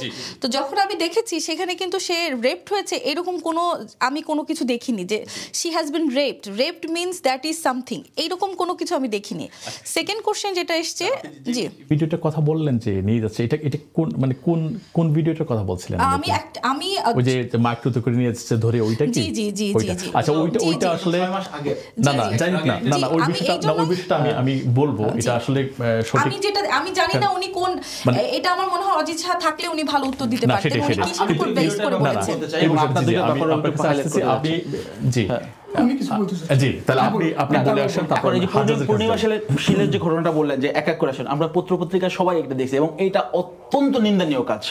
আমরা এখানে সবাই এখানে বসছি এবং রাস্তায় যারা আন্দোলন করছে এই যে এই ফ্যাসিস্ট গভর্নমেন্টকে পতনের জন্য, আমরা সবাই মানবাধিকার মানে একটা সমতার, বারবার কথাটা বলছি, সমতার একটা দেশ, সমতার ভিত্তিতে সবাই ধর্মীয় পরিচয় পিছনে ফেলে রেখে সবাই সম অধিকার নিয়ে বাঁচবে, নিজের অধিকার নিয়ে একটা রাষ্ট্রে বাঁচবে।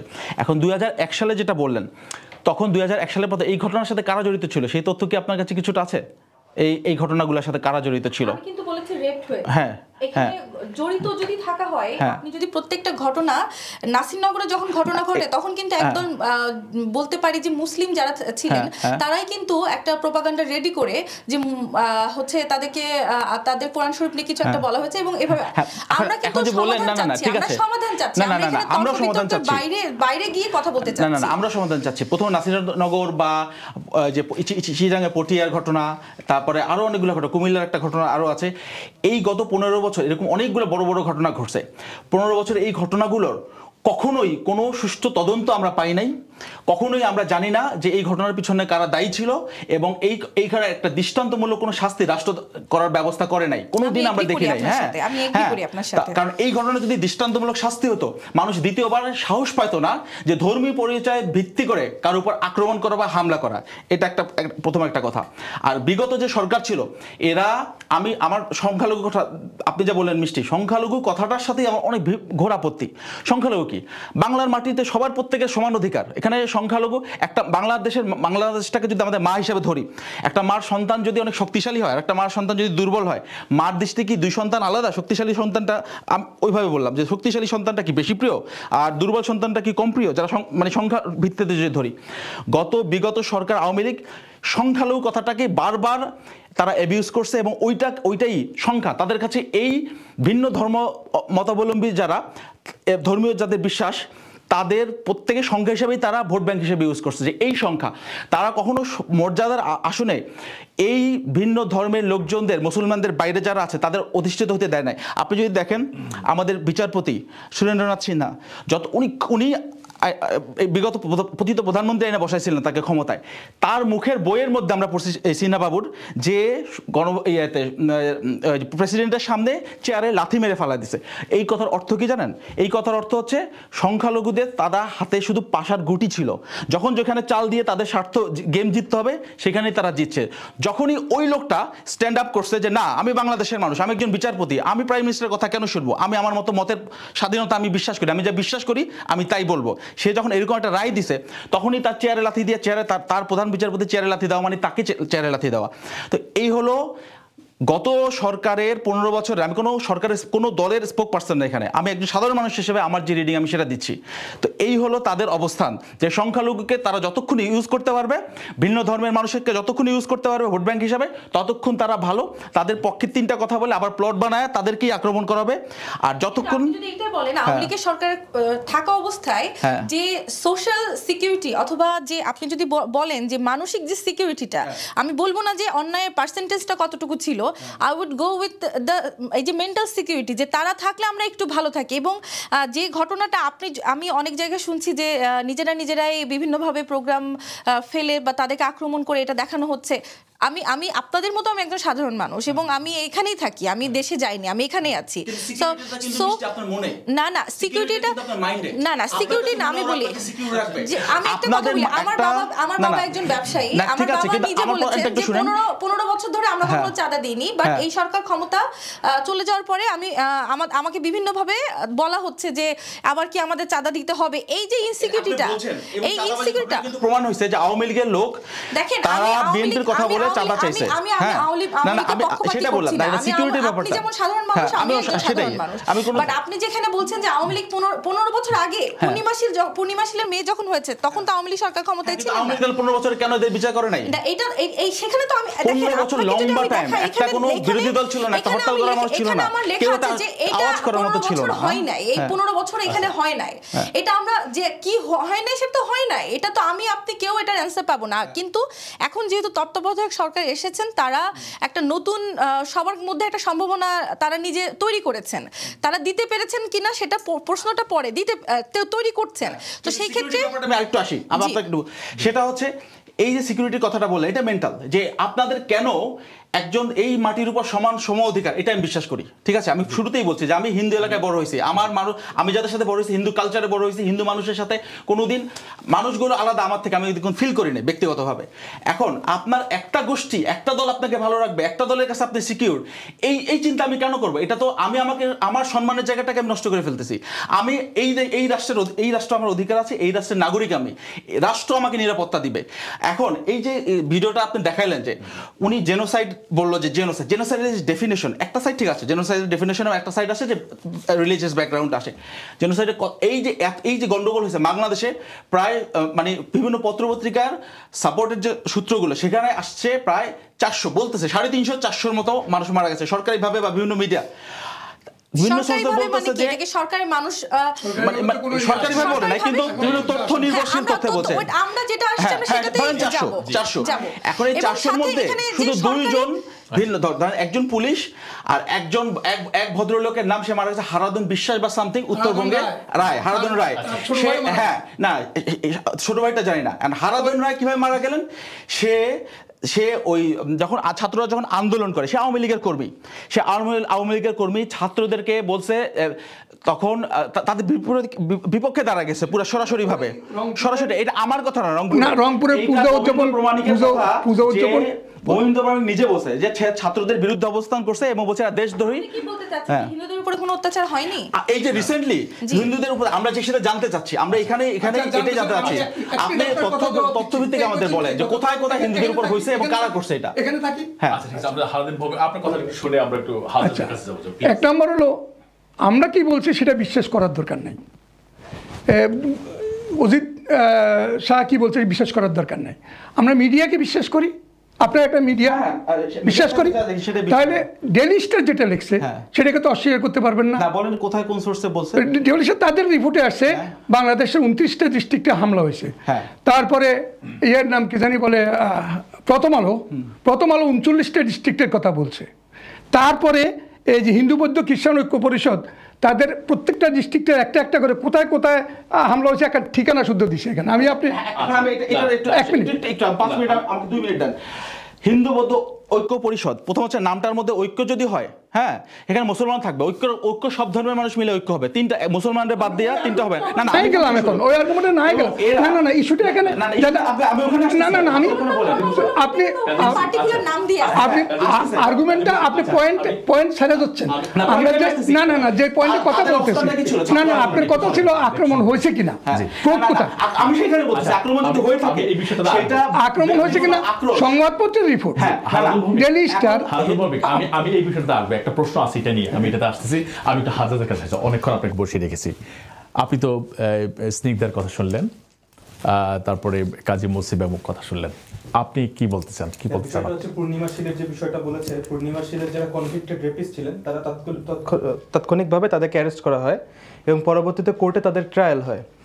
তো এর পরবর্তীতে কি হয়েছে আই ডিডন্ট ফলো আপ। কিন্তু এখানে একটা গুরুত্বপূর্ণ বিষয় হচ্ছে গুজরাটে যখন দাঙ্গা হয় তখন বিলকিস বানুকে যারা রেপ করে তাদেরকে গত বছর আবার বেল দিয়ে they were garlanded ওখানকার না না না না let me finish first না না না না না না না না না let me finish first Bangladesh তো আর একক রাষ্ট্র না, বাংলাদেশের সাথে জিওপলিটিক্যাল কানেকশনস আছে। when you are bringing the Hindu communities and when you are bringing the Muslim communities এটা বহুদূর পর্যন্ত যায়। আমরা তো তাহলে আজকে ইংল্যান্ডে বসে বাংলাদেশের কথা বলতে পারতাম না, তাই না? তো let me have my discussion please, do not interrupt please, তো আচ্ছা তো বিলকিস বানু যে রেপিস্ট ছিলেন তাদের they were garlanded আমরা এরকমও দেখেছি। কিন্তু বাংলাদেশের কনটেক্সটে যেই আক্রমণগুলোর কথা বলা হচ্ছে, আমি আবার বলছি, যেরকম বরেন্দ্র জাদুঘরে আক্রমণ হয়েছে, বঙ্গবন্ধু শেখ মুজিবুর রহমানের ধারা 32 নম্বর বাসায় আক্রমণ হচ্ছে, যেটাতে 75-এর উপরে পরেও আক্রমণ হয়নি। এটার পিছনে একটা অনেক বড় পলিটিক্যাল মোটিভ আছে, এটার পিছনে কোনো রিলিজিয়াস মোটিভ নাই।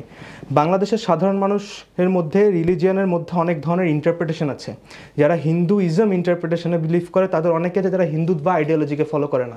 যারা হিন্দুত্বা আইডিওলজিকে ফলো করে that is coined by Vinayak Damodar Savarkar and Golwalkar. যেমন আপনার গোলওয়ালকারের একটা কথা বলেন, ওটা বই আছে বাঞ্চ অফ থটস, ওখানে উনি লিখছিলেন যে tricolour can never be the flag of India. কারণ ট্রাই কালারের মধ্যে উনি বলছেন saffron has to be the flag of India, which were later postpone by the idea of হচ্ছে আপনার সর্দার বল্লভভাই প্যাটেল। মহাত্মা গান্ধীর মৃত্যুর পরে নাগপুরে আরএসএস হেডকোয়ার্টারে প্রথম ইন্ডিয়ান ফ্ল্যাগ তারা তোলে। যাই হোক, কিন্তু এই বিষয়গুলো কেন গুরুত্বপূর্ণ? কারণ এই যে ন্যারেটিভগুলো আছে এখানে জিওপলিটিক্যাল একটা ব্যাপার আমি আপনাকে বললাম যে India has totally been landlocked. তো এইখানে যদি আমরা এখন একটা রিলিজিয়াস ওয়ারফেয়ারের দিকে আমাদেরকে ঠেলে দেওয়ার চেষ্টা করা হচ্ছে, এটা জিওপলিটিক্যালি করা হচ্ছে এবং এটা আজকে প্রথম না, হিস্ট্রি ইজ এভিডেন্ট। যখন আপনার প্রথম ব্রিটিশ বিরোধী আন্দোলন হয় সেই প্রথম আন্দোলনটা ছিল ফকির সন্ন্যাসী বিদ্রোহ। আমি আবার বলছি, দ্য মিস্টিক্স ইসলাম ধর্মের অ্যান্ড দ্য মিস্টিক্স হিন্দু ধর্মের। ফকির সন্ন্যাসী আন্দোলনের পরে যাদেরকে ধরা হয়েছিল তাদেরকে একই গাছের ডালের মধ্যে দুইজনকে দুই পাশে একই দড়িতে ফাঁসি দেওয়া হয়েছিল। তখন ব্রিটিশরা প্রথম ডিভাইড অ্যান্ড রুল পলিসি করে, that was on basis of the interpretation of Hindu and Muslim, যেটার বেসিসে বিনায়ক দামোদর সাভারকারের আইডিওলজির বেসিসে ইন্ডিয়াতে হিন্দু রাষ্ট্র এবং হচ্ছে আপনার পাকিস্তানে মোহাম্মদ আলী জিন্নার বেসিসে হচ্ছে মুসলিম রাষ্ট্র। যদিও ইন্ডিয়াতে এখন 14% মুসলিম পপুলেশন আছে, আমাদের এখানে আছে 7 to 8% হিন্দু পপুলেশন এবং পাকিস্তানেও আছে রেসপেক্টিভলি। বাট আপনি যদি দেখেন যে পলিটিক্যাল ডিসিশনসগুলো আপামর 90% জনগণ যারা আছে রিলিজিয়াস হারমোনি, আমি নিজেও একটা হিন্দু পাড়ায় বড় হয়েছি, আমাদের বাসা হচ্ছে রংপুরে সবচেয়ে বড় পূজা মণ্ডপ হয় ওখানে। 2 বছর আগে দোরাই স্বামী যখন বাংলাদেশে আসছিলেন তখন উনি রংপুরে ওখানে গিয়েছিলেন। তো আমাদের মধ্যে কখনো হিন্দু মুসলিম কোনো ডিবেটই হয় না। আপনাকে একটা ইন্টারেস্টিং ফ্যাক্ট দিই, যখন হিন্দুদের বাসায় আক্রমণ হচ্ছে, যখন বিভিন্ন বাসায় আগুন দেওয়া হচ্ছে, তখন আপনি দেখেছেন বাংলাদেশে কতগুলো মাজারে আগুন দেওয়া হয়েছে, মাজারগুলো ভেঙে ফেলা হয়েছে। মাজার has nothing to do with Hinduism, তাহলে মাজারগুলোতে কারা অ্যাটাক করছে? তো এই যে এখানে একটা রিলিজিয়াস ফিউশন, একটা রিলিজিয়াস ফিয়ারনেস যে ট্রাই করা হচ্ছে ইনস্টিগেট করার, এটা কিন্তু আজকের না, that is very evident in the literature over the past few years. আপনি থমাস ব্লোম হ্যানসন, যিনি এখানকার একজন প্রফেসর, ক্রিস্টোফ জেফারলট কিংস কলেজের প্রফেসর, ওনাদের বইগুলো আপনি উঠায় দেখেন, they rightly predicted it. And on top of that Poonam Pandey, ওনার একটা বই আছে স্প্রিঞ্জার থেকে পাবলিশ করা, on the water debate between Bangladesh and India, সেইখানে উনি রাইটলি যা যা লিখছেন, I was surprise to know যে আজকে এগুলো ঠিক তাই হচ্ছে। এবং ওখানে উনি বিজেপির আইডিওলজি, কংগ্রেসের আইডিওলজি, আওয়ামী লীগের আইডিওলজি এবং বিএনপির আইডিওলজি, সমস্ত কিছু একটা কম্পারেটিভ অ্যানালাইসিস করছে। আজকে যদি আমি বাংলাদেশ একটা ছোট দেশ হয়ে, যেখানে আমাকে চায়নার সাথে কানেক্ট করে মায়ানমার, যেখানে আমাকে ইন্ডিয়ার সাথে কানেক্ট করে নর্থ ইস্ট, যেখানে ইন্ডিয়ার সাথে আমি 3টা বর্ডার শেয়ার করি, যেখানে আমি মায়ানমারের সাথে একটা বর্ডার শেয়ার করি, যেখানে আমার অন টপ অফ ল্যান্ড হচ্ছে আমার সাইডে আছে বে অফ বেঙ্গল, যেটাকে এখন হার্টল্যান্ড ল্যান্ড বলা হচ্ছে পুরো ওয়ার্ল্ডে, যেটার পিছনে অস্ট্রেলিয়া তাকায় আছে, ইউকে তাকায় আছে, ইউএসএ তাকায় আছে, রাশিয়া তাকায় আছে, যেটা বাংলাদেশ এখন 3rd highest natural gas reserve, Myanmar one of the biggest natural gas reserve, যাদের সাথে আমি বর্ডার শেয়ার করি। আমি শুধু ন্যাশনালিস্টিক পয়েন্ট অফ ভিউ থেকে শুধু বাংলাদেশ নিয়ে কথা বলতে আগ্রহী না, কারণ it is a big geopolitical game that is ongoing. I accept your logic, but one question is that what about the geopolitical issues here? I agree with you. Yeah, right. But the thing is that the turmoil or attacks or atrocities what has happened during the last 1 or 2 weeks, then who did it? Did India did it? না India না, এই বিষয়টা আপনি বলছেন এখন হিন্দু বৌদ্ধ ঐক্য পরিষদ বলছে, ঠিক আছে, আমি আপনাদের যদি না ওদের সংক্ষেপে বলছি, হিন্দু বৌদ্ধ ঐক্য পরিষদ ক্লিয়ারলি আমার যতদূর মনে পড়ে, আমরা যখন ছাত্রদের আন্দোলনটার জন্য রাস্তায় ছিলাম, তখন তারা ক্লিয়ারলি বলছে যে এই ছাত্ররা হচ্ছে নব্য রাজাকার এবং এরা দেশদ্রোহীদের বিরুদ্ধে মামলা করতে হবে এবং এদের এটা ক্লিয়ারলি দিছে, নিউজপেপারে রেফারেন্স দিতে পারবো। না আমি তো আপনার সাথে সেটা নিয়ে কন্ট্রাডিক্ট করছি না, ওটা নিয়ে কন্ট্রাডিক্ট করছি না, এটা ঘটনা আছে, না correlation what ever it is, আপনি তাহলে আপনাকে প্রুভ করতে হবে যে এইসব অ্যাড্রেসগুলো দিছে, যেসব পার্সনের কথা, ভিকটিমসের কথা উল্লেখ করছে, সেটা যে মিথ্যা সেটাকে আপনাকে প্রমাণ করতে হবে। আপনাকে ইউ নিড থরলি ইনভেস্টিগেশন, আমাদের যে ভার্চুয়ালি কয়েকজন অতিথি ওখানে রয়েছেন, আমরা ওনাদেরকে বেশিক্ষণ না রেখে বিদায় নিয়ে নিব। আপনার একটু কিছু জানার আছে ওনাদের কাছে, একটু বলে নেই, আমরা একটু ভার্চুয়ালি যারা আছেন ওনাদের সাথে একটু কানেক্ট হই প্লিজ। জি ডলিরানি, আপনাকে অনেকক্ষণ বসিয়ে রেখেছি, হ্যাঁ, বাংলাদেশে তো অনেক রাত হয়ে যাচ্ছে, আপনাদেরকে বেশিক্ষণ রাখবো না, আমরা আপনাদের সাথে কথা শেষ করে আপনাদেরকে বিদায় দিয়ে দিব। আমাদের সাথে নতুন একজন অতিথি এখানে যুক্ত হয়েছেন, যে আপনাদের সাথে কিছু বিষয় জানতে চান আর কি, বা আপনাদের সাথে শেয়ার করতে চান। স্নিগ্ধা কুন্ডু মিষ্টি, আপনি ডলিরানি, আপনি বা স্নিগ্ধা, আপনি কথা বলতে পারেন, ডলিরানি ওখানে শুনছেন, বা ওনাদের ওখানে যারা আছে তাদের কাছে আপনি কিছু জানার থাকলে আপনি জানতে পারেন প্লিজ। দিদি নমস্কার, কেমন আছেন? ভালো আছি, নমস্কার, আপনি কেমন আছেন? হ্যাঁ ভালো আছি, আপনি কি আমার কথা শুনতে পাচ্ছেন? হ্যাঁ শুনতেছি। জি, আপনি আমি যতটুকু জানি আপনি ব্রাহ্মণবাড়িয়া কসবা থেকে বলছেন। জি জি, আমার ভাইয়ের শ্বশুর বাড়ি হচ্ছে কসবা। এছাড়াও ব্রাহ্মণবাড়িয়ার বিভিন্ন জায়গায় আমাদের, যেহেতু আমরা সবাই একই ধর্মাবলম্বী, আমাদের অনেক আত্মীয় স্বজন আছে। সো আপনার মুখে থেকে এত সুন্দর একটা কথা শুনে আমার ভালো লাগলো যে আপনারা সবাই সেভ আছেন। এখন এই সময় সুস্থ থাকাটা সবচেয়ে বড় বিষয়। এর সাথে আমি আপনাকে একটু কোশ্চেন করতে চাই যে নাসিরনগরে আপনি, আপনার আশেপাশে যারা আছেন, আপনি এবং আপনারা যে সবাই আমাদের সাথে আজকে যুক্ত আছেন, তাদের কাছে আমার একটা কোশ্চেন। নাসিরনগরে যে ঘটনাটা ঘটেছিল, যে ভাঙচুর ঘটেছিল এবং হিন্দু বাড়ি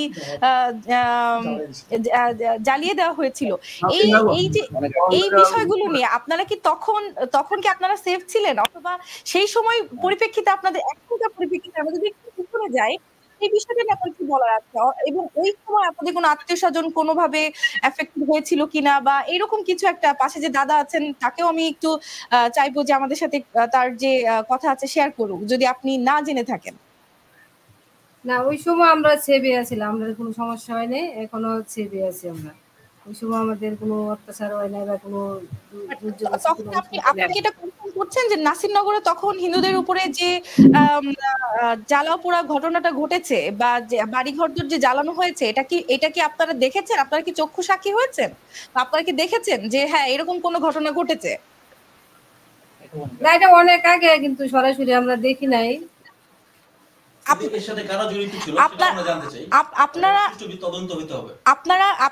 আপনাদের যে এখানে আপনাদের যে নাসিরনগরের সাথে যেহেতু আপনাদের কসবা আছে, আপনাদের যে মন্দির কমিটির যিনি ভদ্রলোক আছেন, ওনার নামটা আমি হচ্ছে হয়তো রিপন ভৌমিক, নির্মল। জি দাদা নমস্কার, কেমন আছেন? ভালো আছি। জি দাদা, আমি একটু জিজ্ঞাসা করছিলাম আপনাদের নাসিরনগরের যে ঘটনাটা আমরা জানি, আমরা তো আসলে সে সময়ও দেশের বাহিরে এবং এখনো আমরা দেশের বাহিরে, এই সময়টাতে নাসিরনগর একটু ঝামেলা নিয়ে মন্দির ভাঙাচুরি হয়েছে, আবার সরকার গইরা দিছে, এটা অনেক 4-5 বছর হয়ে গেছে। কিন্তু দাদা তার সাথে কারা জড়িত ছিল সেটা কি আপনারা আইডেন্টিফাই করতে পারছেন যে এই মন্দির হয়েছে না? আমরা শুনছি, আমরা দেখছি না কি বাড়িঘর তো জ্বালা গেছিল। হ্যাঁ, বাড়িঘর জ্বালানো হয়েছিল এবং এর সাথে কারা যুক্ত ছিল, সংযুক্ত কারা ছিল? আপনারা কি এটার বিচার ব্যবস্থার আওতায় আনতে পেরেছেন বা আপনারা কোনো বিচার চাইছিলেন তখন আপনারা? নাসিরনগরে যে মন্দিরগুলো আছে তারা কি এই বিষয়ে কোনো পরবর্তীতে কোনো আমাদের সরকার অথবা সরকার যে দেশের যে আইন আছে সে আইনের আওতায় কি এই বিষয়টাকে আনা হয়েছে? আইনের মধ্যে দিয়ে গড়ে দিয়েছেন। জি আপনি কি আমাদের জানতে হবে কি করে দিয়েছে দাদা, আইনের মধ্যে কি অপরাধীরা কি শাস্তি পাইছে কিনা? মেইন কথা হচ্ছে আপনাকে আপনার মন্দির ভাঙবে, আপনার ঘরবাড়ি জ্বালায় দিবে, আবার সরকার ওটা ঠিক করে দিবে, এটা তো কোনো সমাধান না। সমাধান হচ্ছে যে যারা এটার সাথে সংযুক্ত ছিল তারা বিচারের আওতায় আসছে কিনা, কারণ এইটা একটা বিরাট এক্সাম্পল হতে হবে আমাদের দেশে, যাতে ভবিষ্যৎ সিকিউর থাকে সবাই, প্রতিটা মানুষ মেহফুজ। দাদা আপনি একটু বলেন যে নাসিরনগরের যে বিষয়টা এখন আপনাকে জানতে চাওয়া হচ্ছে, আপনি ওই বিষয়টা যে তখন ঘটেছিল এই ঘটনাটা হইছে, এটা আমি একটু শেষ করি দাদা। হ্যাঁ আমি একটু শেষ করি। হ্যাঁ ওই সময় ঘটনাটা কারা ঘটিয়েছিল দাদা, আমি একটু শেষ করি দাদা। ওই ঘটনাটা তখন কারা ঘটিয়েছিল এবং যারা ঘটিয়েছে তাদের বিরুদ্ধে কোনো আইনগত ব্যবস্থা নেওয়া হয়েছে কিনা একটু কি জানেন আপনি? কিছু বলতে পারবেন? ব্যবস্থা নেওয়া হয়েছে। সাজা হয়েছিল ওই অপরাধে কারো সাজা হয়েছিল? এটাই কোশ্চেন। সাজা হয়েছে। জি আপনার মানে সাজাটা এটা কি জি জিজ্ঞাসা করুন, কার সাজা হয়েছে, কে তার জন্য অপরাধী? অপরাধী কে আপনারা বলতে পারবেন? আপনার কি জানা আছে কে এর জন্য কে দোষী সাব্যস্ত হয়েছিল, কার সাজা হয়েছিল? আমি এখানে কইতে পারি না, আপনি তো অনেক দূরে। আচ্ছা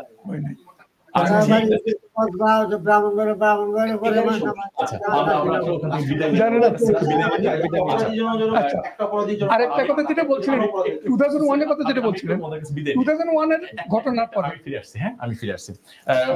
দলিলানি আমি আপনাদের কাছ থেকে বিদায় নিব, আপনাদেরকে আর অপেক্ষা করাবো না। আপনারা আমাদের সাথে রাত জেগে যুক্ত হয়েছেন, অনেক ধন্যবাদ আপনাদেরকে। আপনারা সবাই ভালো থাকুন, সুখে থাকুন এবং নিরাপদে থাকুন, এই প্রত্যাশা করে আপনাদের কাছ থেকে বিদায় নিচ্ছি। আপনারা বিদায় নিতে পারেন, সবাই ভালো থাকেন সবাই। হ্যাঁ আপনাদেরকে যারা সহযোগিতা করছে ভালো থাকার জন্য তাদেরকেও আমাদের অভিনন্দন, আমাদের শুভেচ্ছা, তাদের কৃতজ্ঞতা তাদের প্রতি। জি সবাই ভালো থাকেন। হ্যাঁ পরে হয়তো কোনো এক সময় আবার কথা হবে, ভালো থাকেন আপনারা। আপনি কিছু বলতে চান? যদি বলতে চান বলেন, বলে তারপর বিদায় নিতে পারেন। আচ্ছা ভালো থাকেন। হ্যাঁ ভালো থাকেন, শুভরাত্রি। জি সেটা বলছিলেন 2001 এর এর কথা, সাম্প্রদায়িক হামলার কথা। আপনি সংক্ষেপে 2001 যে রেপের কথা বলছে, এখন যে ছাত্রদের যখন এই কারফিউ ছিল, প্রত্যেক অনেক বাসায় গিয়ে ছাত্রদের মা এবং বোনেরা রেপ হয়েছে, এখনো আসে নাই, আসবে, অনেকগুলো ঘটনা আমরা শুনছি। আচ্ছা এখন সেইগুলো এখন এইবার যে এই প্রেক্ষাপট যে বদলালো, নতুন একটা দেশের স্বপ্ন দেখি, যে আমি বারবার বলি যে এই দেশটা সবার জন্য, কিন্তু অনেক এই যে স্যাক্রিফাইস হলো, আমি এখানে বলেছি যে রেপ একটা এর থেকে ঘৃণ্যতম কোনো মানে হয় না, এবং এটা কোন যারা করে এটার কোনো ধর্মের আন্ডারে আমি নিয়ে আসব না। রেপিস্ট সে যে ধর্মের হোক, রেপিস্ট এটার ক্ষেত্রে আপনি কি জানেন 2001 এর যেই মানে ওয়াইড স্পিড যে ইয়েটা হয়েছিল সেটার জন্য একটা তদন্ত কমিশন হয়েছিল 2006 বা 7-এ। তদন্ত কমিশন বিচারপতিদের ইয়েতে হেডিংয়ে আর কি তারা লিড করছেন 3 জন বিচারপতি। তো সেটার রিপোর্টও হয়েছিল, কিন্তু আজ পর্যন্ত সেই রিপোর্ট সূর্যের আলো দেখে নাই। 15 বছর দেখা উচিত ছিল, কিন্তু এটার বিষয়টা কি আমাদের চাওয়া ছিল যে আপনি একটা খুব সুন্দর একটা কোশ্চেন করেছেন হিন্দু বৌদ্ধ খ্রিস্টান ঐক্য পরিষদে এদের একটা ছাত্র উইং আছে হুইচ ইজ ছাত্র যুব ঐক্য পরিষদ। আপনি যদি বলে থাকেন যে কথাটা আপনি বলেছেন যে হিন্দু বৌদ্ধ খ্রিস্টানের এখানে ঐক্য পরিষদ, যখন আপনাদের একটা আমি নাম না নিতে চাইলেও যদি আমি নেই যে পার্টিকুলার যে একটা দলকে আওয়ামী লীগ সরকার রিসেন্টলি আমি নাম না নিলাম তাদেরকে সংবিধান থেকে বাদ করেছেন, তারা যদি হতে পারেন তারা হিন্দু বৌদ্ধ খ্রিস্টান ঐক্য কেন হতে পারেন না? এটা তারা সব মুসলমানদের রিপ্রেজেন্ট করে না, সব মুসলমানদের তারা একটা গোষ্ঠীকে রিপ্রেজেন্ট করে। দেখেন এখানে যদি শুধু হিন্দুকে বলতেন আমি এটা বলতাম দিস ইজ এক্সট্রিমিস্ট, বাট আপনার যেখানে বলা হচ্ছে যে এখানে যেহেতু মাইনরিটি বা আপনি যদি বলতে চান হিন্দু বৌদ্ধ খ্রিস্টান, এবং আমি জানি খ্রিস্টান ধর্মের অনেক কিছুই যদিও একটা কন্ট্রোভার্সি আছে বা সেখানেও কিন্তু মুসলিম ধর্মের অনেকটা আমরা কিন্তু একসাথে করি, যে অনেকটা একসাথে করা একটা অর্গানাইজেশন চালানো যেটা মেইন অর্গানাইজেশন বাংলাদেশে, সেখানে আপনি একটা জনগোষ্ঠীকে বাদ দিয়ে একটা ঐক্য একটা অর্গানাইজেশন করবেন। ভুলে গেছি আমি, সরি, বাট আমি এতটুকু বলতে চাই যে আমরা কিন্তু তাদেরকে প্রতিনিধিত্ব করতে আসিনি, আমরা তাদের একটা আমরা তাদের পক্ষে কথা বলতে চাই। যেহেতু আপনি ওই উদাহরণটা দিয়েছেন ডেইলি স্টারে, তাই আমি কথাগুলো বললাম যে জনরোষ একটা ব্যাপার। হ্যাঁ, তারা যদি ওই ছেলেদের তখন বলছে যে কোনো সরকারি বেসরকারি কোথাও এরা চাকরি পাবে না, এদের রাষ্ট্রদ্রোহিতার আন্ডারে আইনে সবাইকে বিচার করতে হবে। তো তারা যখন বিজয়ী হয়েছে এখন তারা এখন এই এরা তো একটা প্ল্যাটফর্মের আন্ডারে কথাগুলি বলছে, বলার পরে এরা একটা এই ছাত্র সমাজের বিরুদ্ধে দাঁড়াইছে। এখন যখন ছাত্র সমাজের বিজয় হয়েছে তারা এসে আবার তখন আবার আমি হিন্দু আমি বৌদ্ধ আমি কিছু, তখন আবার ভিকটিম কার্ডের নিচে আড়াল না ওই পরিচয়টা আলাদা, তাদের দেখতে হবে তারা আওয়ামী লীগের মেম্বার ছিল। আপনি যদি সত্যের পাশে দাঁড়ান, সত্যের পাশে যদি দাঁড়ান, সত্য অন্বেষণ করতে এখানে বসে আপনি পারবেন না সত্য অন্বেষণ করতে। সত্য অন্বেষণ করতে গেলে আপনাকে মাঠে যাইতে হবে, ইনভেস্টিগেশন করতে হবে, এটা সত্য কিনা প্রমাণ করতে হবে। ধর্ম অবলম্বী যে আওয়ামী লীগ করে না, আপনি যদি এটা ট্যাগলাইনটা লাগিয়ে দিতে চান, সেখানে আমি এটা কোনোদিন বলবো না, আমি বিহাইন্ডের কথা বলছিলাম যে এই ছাত্র আন্দোলনের সাথে আপনি একটু ক্লিয়ার করার সুযোগ দেন, জাস্ট একটা লাইন আমি শেষ করে দিই। এই ছাত্র আন্দোলনের সাথে আমি দেখেছি অনেক মানে হিন্দু মা না হিন্দু ছেলে শহীদ হয়েছে, 6 জন যে হয়েছে এর মধ্যে একজন হিন্দু ছেলে, কি দেবদানের তার নাম, তাকে ডিসরেসপেক্ট করবে। আমি তো কথা বলবেন না, যদি যারা আসছে এখন যে তাদের বাড়ি তারা যদি বলতে আসেন ঠিক কাট না, এখানে এটা বাস্তবতা, এটা স্বীকার করতে হবে আপনাকে। আচ্ছা, আরেকটা কথা, এই যে ভিডিওটা আমরা যেটা দেখলাম, আচ্ছা ভিডিওটা শেষ করি, আপনি ভিডিও যেটা দেখলাম উনি এখন এখানে পার্লামেন্টের সামনে দাঁড়ায় বলতেছে বাংলাদেশের জেনোসাইড হচ্ছে। আমি তো বললাম যে জেনোসাইডের যে ডেফিনেশন তার সাথে তার মধ্যে কিছু মারা গেছে, 2 জন মানুষ, এখন একজনও যদি মারা যায়, কিন্তু এলিমেন্ট গুলো দেখেন কি কি এলিমেন্ট আছে এখানে। আমার জেনোসাইড আমার কথাটা উত্তর দেন একটু। আমার কথা হচ্ছে বেনজির সাহেব যখন 621 একর জায়গা, বেনজির সাহেবের কথা আসবে কেন? সাক্ষাৎকার দেখেছি না, আমরা এখানে বেনজির সাহেব নিয়ে কথা বলতে বসি নাই, বেনজির সাহেব নিয়ে কথা বলতে বসি নাই। না আমি আপনার বেনজির সাহেব না, বেনজির সাহেব আমরা পয়েন্ট থেকে বাইরে যাচ্ছি। আমরা কিন্তু আমি আসলে যেটা চাচ্ছিলাম আজকে আর কি, যে রিয়াল ফ্যাক্টটা কেন এটা হচ্ছে, এটার সাথে কি আসলেই ধর্ম জড়িত কিনা, ধর্মীয় ইস্যুটাই কি এখানে কাজ করছে কিনা। আমি একটা কথা বলি, আমি একটু বলি আপনাদেরকে বিষয়টা, তারপর আপনারা একটু ব্যাখ্যা করবেন, সবাই এক দ্বিমত থাকতে পারে, পোষণ করবেন। শেখ হাসিনা বিদায় নেওয়ার পরে যখন চলে গেল, ধর্মীয় সংখ্যালঘুদের উপরে অত্যাচার হয়েছে, আমি অস্বীকার করার কোনো সুযোগ নাই, হয়েছে, যাই হয়েছে, একটা হলেও হয়েছে, 100 হলেও হয়েছে, এটা তো অস্বীকার করার কোনো উপায় নেই, ঠিক আছে না, এটা ফ্যাক্ট, অস্বীকার করার কিছু নাই। কয় জেলায় হয়েছে, আমি ধরে নিলাম 64 জেলায় হয়েছে। কিন্তু শেখ হাসিনা বিদায় নেওয়ার পরে ধরেন বাংলাদেশে 8% আমাদের হিন্দু সম্প্রদায়ের ভাই বোনরা যদি ধরি আমি, তাতে দেখা যাবে যে প্রায় 1,70,00,000 মতো, তাই না? এখন আমরা যদি ধরে নেই 64 জেলায় হয়েছে, 200-400 পরিবারের মধ্যে এই ঘটনাগুলি ঘটেছে ধরে নিলাম।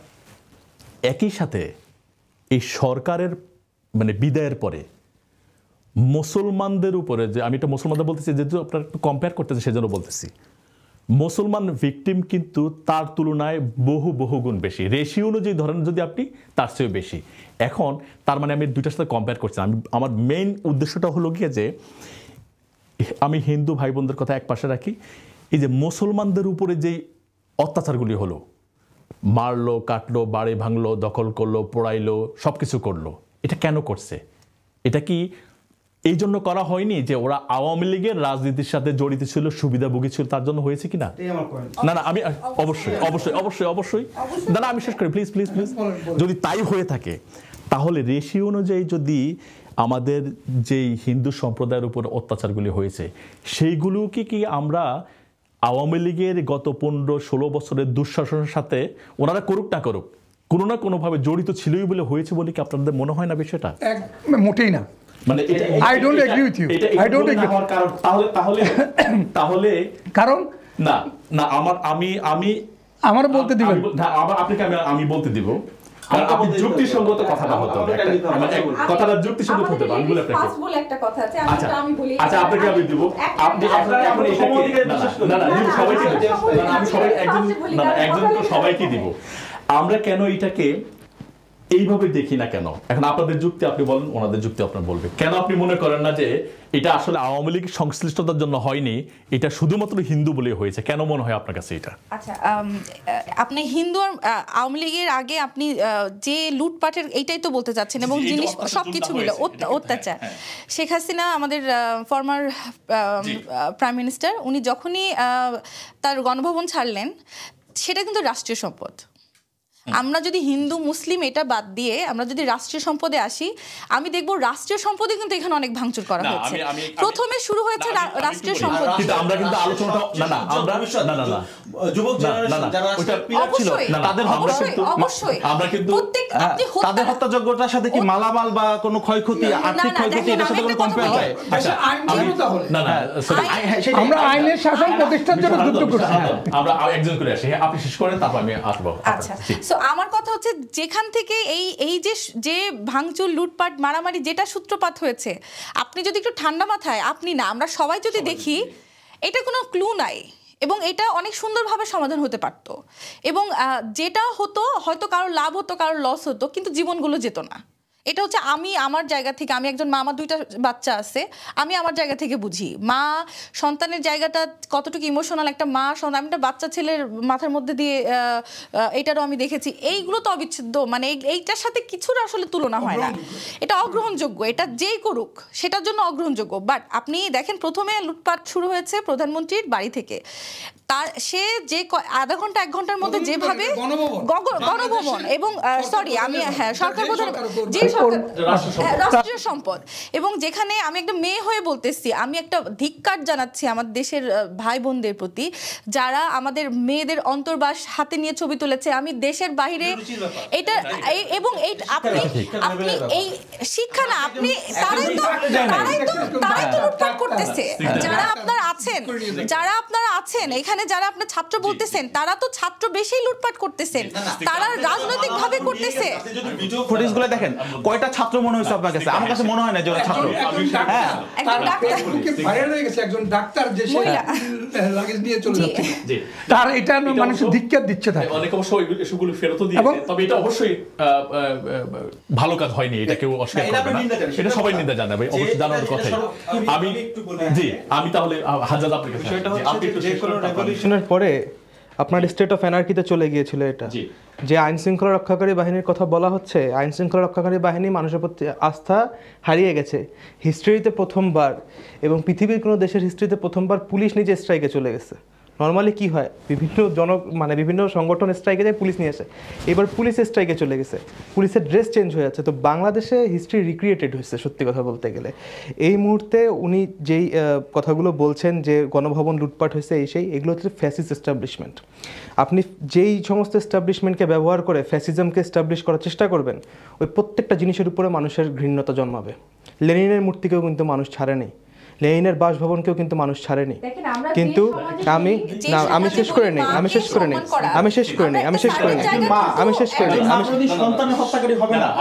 আচ্ছা আচ্ছা ভাই আপনি শেষ করতে দেন please, let me speak please. The thing is that one by one যেটা আমি বলছিলাম, উনি যেটা বলছেন যে মাকে সম্মান করার ব্যাপারে আপনার আমি বলে নেই আমি আপনার কথায় আসছি। খালেদা জিয়া একজন বাংলাদেশের প্রাক্তন প্রাইম মিনিস্টার, ওনাকে যখন হাওয়া ভবন থেকে বের করা হয় তখন কোন সমস্ত জিনিস ক্যামেরার সামনে দেখানো হয়েছিল এটা আমি ভুলে জানি, বেরির বাহার থেকে। আচ্ছা, তারপরে আপনার over the past few years আজকে আয়নাঘর থেকে যে ছেলেগুলো বেরোচ্ছে তারা নিজেদের যে অত্যাচারের বর্ণনা লিখছে, কখনো হয়তো এগুলো ডকুমেন্টেড হবে। এইচএসসি পাস করা ছেলে, এনডিসি কলেজে পড়া ছেলে, তারা ভালো স্টুডেন্ট, তাদের মাদেরকে তাদের বোনদেরকে তাদের সামনে নিয়ে এসে নগ্ন করা হয়েছে। Nobody is speaking about that.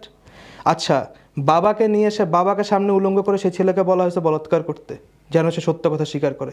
This will all be documented soon. তো যেই রাষ্ট্রের মধ্যে এই ধরনের হীনমন্যতা সম্পন্ন ঘটনা ঘটছে, এটা অশউইচ ক্যাম্পেও জার্মানিতে ঘটেনি, যেটা আমাদের পার্শ্ববর্তী দেশের কনসেন্ট্রেশন ক্যাম্প বা কোনো ধরনের জেলে এখন পর্যন্ত ঘটেনি, সেই রকম একটা ঘটনা বাংলাদেশে over the past few years Aynaghor নামক জায়গার মধ্যে ঘটানো হয়েছে। হেফাজতে আন্দোলন যখন করতে গেছে তখন রাতের বেলা মেসাকার করা হয়েছে হেফাজতে ইসলামের লোকদেরকে, 14টা ময়লা ফেলা ট্রাক নিয়ে এসে তাদেরকে ফেলে দেওয়া হয়েছে। This will all be documented. 57 জন আর্মি অফিসারকে পিলখানার মধ্যে মেরে তাদের স্ত্রী, মা, সন্তানকে রেপ করা হয়েছে। Nobody is speaking about that. আজকে কি দেখাই দিছে শোনেন, পাবলিক রেভলিউশন যখন হয় আপনাকে বুঝতে হবে নাহিদ বা যারাই আজকে আন্দোলনের সমন্বয়ক আছে, they are not in leadership, people have not accepted them as their leaders. এখানে কজটা সেম হয়ে গেছিল, শেখ হাসিনার পদত্যাগ, সবাই আসছে। আর পাবলিক মোবিলাইজেশনকে পুলিশ দিয়ে থামানো যায় না, পুলিশ থামাতে পারে নাই, আর্মি থামাতে পারে নাই, let me finish please, army থামাতে পারেনি, বিজিবি থামাতে পারেনি। এখন আপনি যদি আপনার ইন্টারপ্রিটেশন অফ এথিক্স থেকে বলেন যে না এই জিনিসটা ঠিক হয়নি, there are multiple factors that has not been done right, and that has not been done right over the period of past 15 years or 17 years from হচ্ছে আপনার তত্ত্বাবধায়ক সরকার থেকে শুরু করে এখন পর্যন্ত। আপনাকে অ্যাটলিস্ট 5 দিন সময় দিতে হবে, 10 দিন সময় দিতে হবে to keep there mind straight. তাদেরকে রাজপথ ছেড়ে ঘরের মধ্যে ব্যাক করতে, স্কুলে ব্যাক করতে, কলেজে ব্যাক করতে, ইউনিভার্সিটি ব্যাক করতে। এখন ইউনিভার্সিটিগুলো খোলার কথা চলতেছে, ইউনিভার্সিটি খুলতে আরও সময় লেগে যাবে। প্রত্যেকটা ইউনিভার্সিটি স্টুডেন্টরা নিজেদের ভিসির পদত্যাগ দাবি করতেছে। People have uprisen against the whole system. এই সিস্টেমে যারা ছিল, those who are silent, they are all being seen as collaborators. Mashrafe Bin Mortaza গত বছর যে ন্যাশনাল হিরো ছিল, যে মাশরাফি বিন মুর্তজার কথা বললে বাংলাদেশের ইয়াং জেনারেশন চলে আসতো, তাকে দেখতে আসতো, he has proven himself to be a clown. For what? উনি আন্দোলনের পক্ষেও যান নাই, বিপক্ষেও যান নাই। অসংখ্য হিরো অ্যান্টি হিরো হয়ে গেছে, অসংখ্য অ্যান্টি হিরো হিরো হয়ে গেছে। বাংলাদেশের হিস্ট্রি, বাংলাদেশের এথিক্স, বাংলাদেশের social reforms, No. Let me. No. I know. You are talking about. আচ্ছা, আপনি আমাকে প্রশ্নটা করছেন। Let me answer. All your results. আমি আপনাকে বলি। What is the in between? What is the? না, আমি আপনার কথা বলি। দিদি একটু আগে বলেছেন যে আওয়ামী লীগ থাকলে ওনারা সিকিউর ফিল করেন, ঠিক আছে? এটাকে আপনি বলেছেন এটা মনস্তান্ত্রিক। না, উনি বলেছেন। আচ্ছা, আমি বলে নেই। আচ্ছা, উনি আমাকে প্রশ্নটা হিন্দুরা শুধু আওয়ামী লীগ করে না, হিন্দুরা শুধু আওয়ামী লীগ করে, হিন্দুরা বিএনপিও করে, let me answer to the question. উনি প্রশ্ন করেছেন, আমি খালি উত্তরটা দিয়ে দেই। এটাকে বলা হয় অ্যাপিজমেন্ট পলিটিক্স, যেটা over the past few years BJP condemn করে যে হচ্ছে কংগ্রেস অ্যাপিজমেন্টের পলিটিক্স করে। আর কংগ্রেস বলে যে কংগ্রেসকে যদি পাওয়ার না নাও তাহলে বিজেপি আসলে তোমাদের ক্ষতি হয়ে যাবে, রয়্যাল পলিটিক্স। এখন আমাদের বাংলাদেশের কনটেক্সটে আইডিওলজিক্যালি যে ন্যাশনালিস্টিক ফ্রন্ট, যেটা জিয়াউর রহমানের সময় দ্বারা হয়েছে, এবং সেইখানে যেহেতু জামাত ইসলামের নেতাদেরকে পরবর্তীতে নিয়ে আসা হয়েছে, এবং যেহেতু জামাত ইসলামের তৎকালীন সময়কার নেতাদের একটা প্রশ্নবিদ্ধ অবস্থান 71-এ ছিল, যেটার পার্সোনাল ন্যারেটিভ তাদেরও আছে, সেহেতু এখানে হিন্দুদের একটা মনস্তাত্ত্বিক ব্যাপার এবং একটা সোশ্যাল রিলেভেন্সও আছে। আমি এটা কখনোই অস্বীকার করি, তাদের সোশ্যাল রিলেভেন্সও আছে আওয়ামী লীগকে ইয়ে করার। আপনার হচ্ছে জওহরলাল নেহেরু ইউনিভার্সিটির এখন যিনি প্রফেসর, উনি কিছুদিন আগে বলেছেন, ওনার নামটা আমি ভুলে গেলাম এই মুহূর্তে, সঞ্জয় এস সামথিং, আমি ভুলে গেছি। উনি বলছিলেন যে ভারতের সাথে বাংলাদেশের সম্পর্ক হবে, একটা ফ্রেন্ডশিপ স্ট্যাটাস হবে, এইটা মেনে নেওয়াই খুব কষ্টকর। সৌমেন রায়ও বলেছেন কারণ ভারত বাংলাদেশ আসছে পাকিস্তান থেকে, from a different political view and political ideology. সেইখানে ওনাকে প্রশ্ন করা হয়েছিল যে সমস্ত ডিমগুলো আওয়ামী লীগের ঝুলাতে রাখছে কিনা ইন্ডিয়া, তখন উনি এটা উত্তর করছিলেন। তখন উনি বলছিলেন যে আমরা এখানে একটু কথা বলি। আমরা চাই যে বিএনপি আসুক, I'm not going into that debate. আমি বুঝতে পেরেছি আমি বলছি না আমি চাই যে আমরা যেটা চাচ্ছি আমাদের চাওয়াটা কি আমরা সংখ্যালঘু না মানে আমরা যদি বলি আমি হিন্দু বলে বলছি না আমি বাঙালি হিসেবে বলছি যারা হিন্দু ধরেন আমি হিন্দু না আমি হিন্দু যারা আছেন তাদের জন্য বলছি তারা হিন্দু না প্লাস তারা কোনো দেশের এই যে বাঙালিত্বটাকে বজায় রাখুক সেখানে আওয়ামী লীগ আসুক বিএনপি আসুক XYZ যে কোনো রাজনৈতিক দল আসুক তারা সিকিউর থাকুক এতটুকুই আমাদের দেখেন বাঙালির যদি কথা বলা হয় বাঙালি হ্যাঁ আমি শেষ করেছি আপনি যেটা আমাকে প্রশ্ন করেছিলেন সেটার উত্তরে আমি ওকে বলছি তো এখানে অ্যাপিজমেন্ট পলিটিক্সও যেরকম আছে ডিফেন্সিভ পলিটিক্সও আছে so these are all political game আমি একজনকে কোট করি এখানে মহারাষ্ট্রের শিবসেনার যিনি প্রতিষ্ঠাতা ছিলেন Balasaheb Thackeray he was asked this question তখন উনি বলছিলেন যে there are only two classes one the rich classes other the poor classes পলিটিক্সে এর বাইরে কোনো ক্লাস নাই এর বাইরে কোনো রিলিজিয়ন নাই উনি কিন্তু শিবসেনার প্রতিষ্ঠাতা হিন্দুরা কোন ক্লাসে পড়ে এখানে না এখানে না ক্লাসে পড়ে না না না আমি আপনাকে বলি আপনি বারবার বলছেন যে হিন্দুদেরকে আক্রমণ করা হয়েছে আমি তো আপনাকে এখানে বারবার বলছি বরেন্দ্র জাদুঘরে আক্রমণ করা হয়েছে বঙ্গবন্ধু শেখ মুজিবুর রহমানের বাড়ি আক্রমণ করা হয়েছে মুসলমানদেরকে আক্রমণ করা হয়েছে সাম পলিটিক্যাল রিজন না আপনি যদি বলেন যে হিন্দুদেরকে আক্রমণ করা হয়েছে I have serious objection to that কারণ আপামর যারা আওয়ামী লীগের সাথে কোলাবরেট হচ্ছে তাদেরকে কানেক্ট করা হয়েছে তাদেরকে আক্রমণ করা হয়েছে 80,000 পুলিশ সদস্যকে অ্যারেস্ট করা হয়েছে রয়্যাল এজেন্ট হিসেবে multiple factors I don't have that information but you got the information you keep it but my question is not all the raw or whatever হিন্দুদেরকে স্পেসিফিক্যালি আক্রমণ করা হয়নি my question about the Hindus in Bangladesh why they are the victims of all the time they are not the victims Biplab Kumar প্রসাদ যিনি পুলিশের একজন ঊর্ধ্বতন কর্মকর্তা ছিলেন তিনি একজন হিন্দু ব্যাকগ্রাউন্ডের মানুষ আমাদের সচিবালয়ের মধ্যে অসংখ্য সচিব আছে যারা হিন্দু আমাদের পার্লামেন্টে অসংখ্য আপনি কেন বলছেন যে ভিকটিম আপনি হিন্দু ধর্মকে কেন বাংলাদেশে ভিকটিম বলেন আজকের এই ঘটনায় যারা ভিকটিম তাদের কথা যারা ভিকটিম আপামর জনগণ যারা আপামর জনগণ ঠিক আছে না ডাকাত যখন আসছে তখন হিন্দু মুসলমান দেখে আসছে না আমার এলাকায় বেসে উপজেলা লেভেলের 8টা-9টা দোকানে হামলা করা হয়েছে তাদের পলিটিক্যাল ব্যাকগ্রাউন্ড কি ছিল কোনো ব্যাকগ্রাউন্ড নাই হ্যাঁ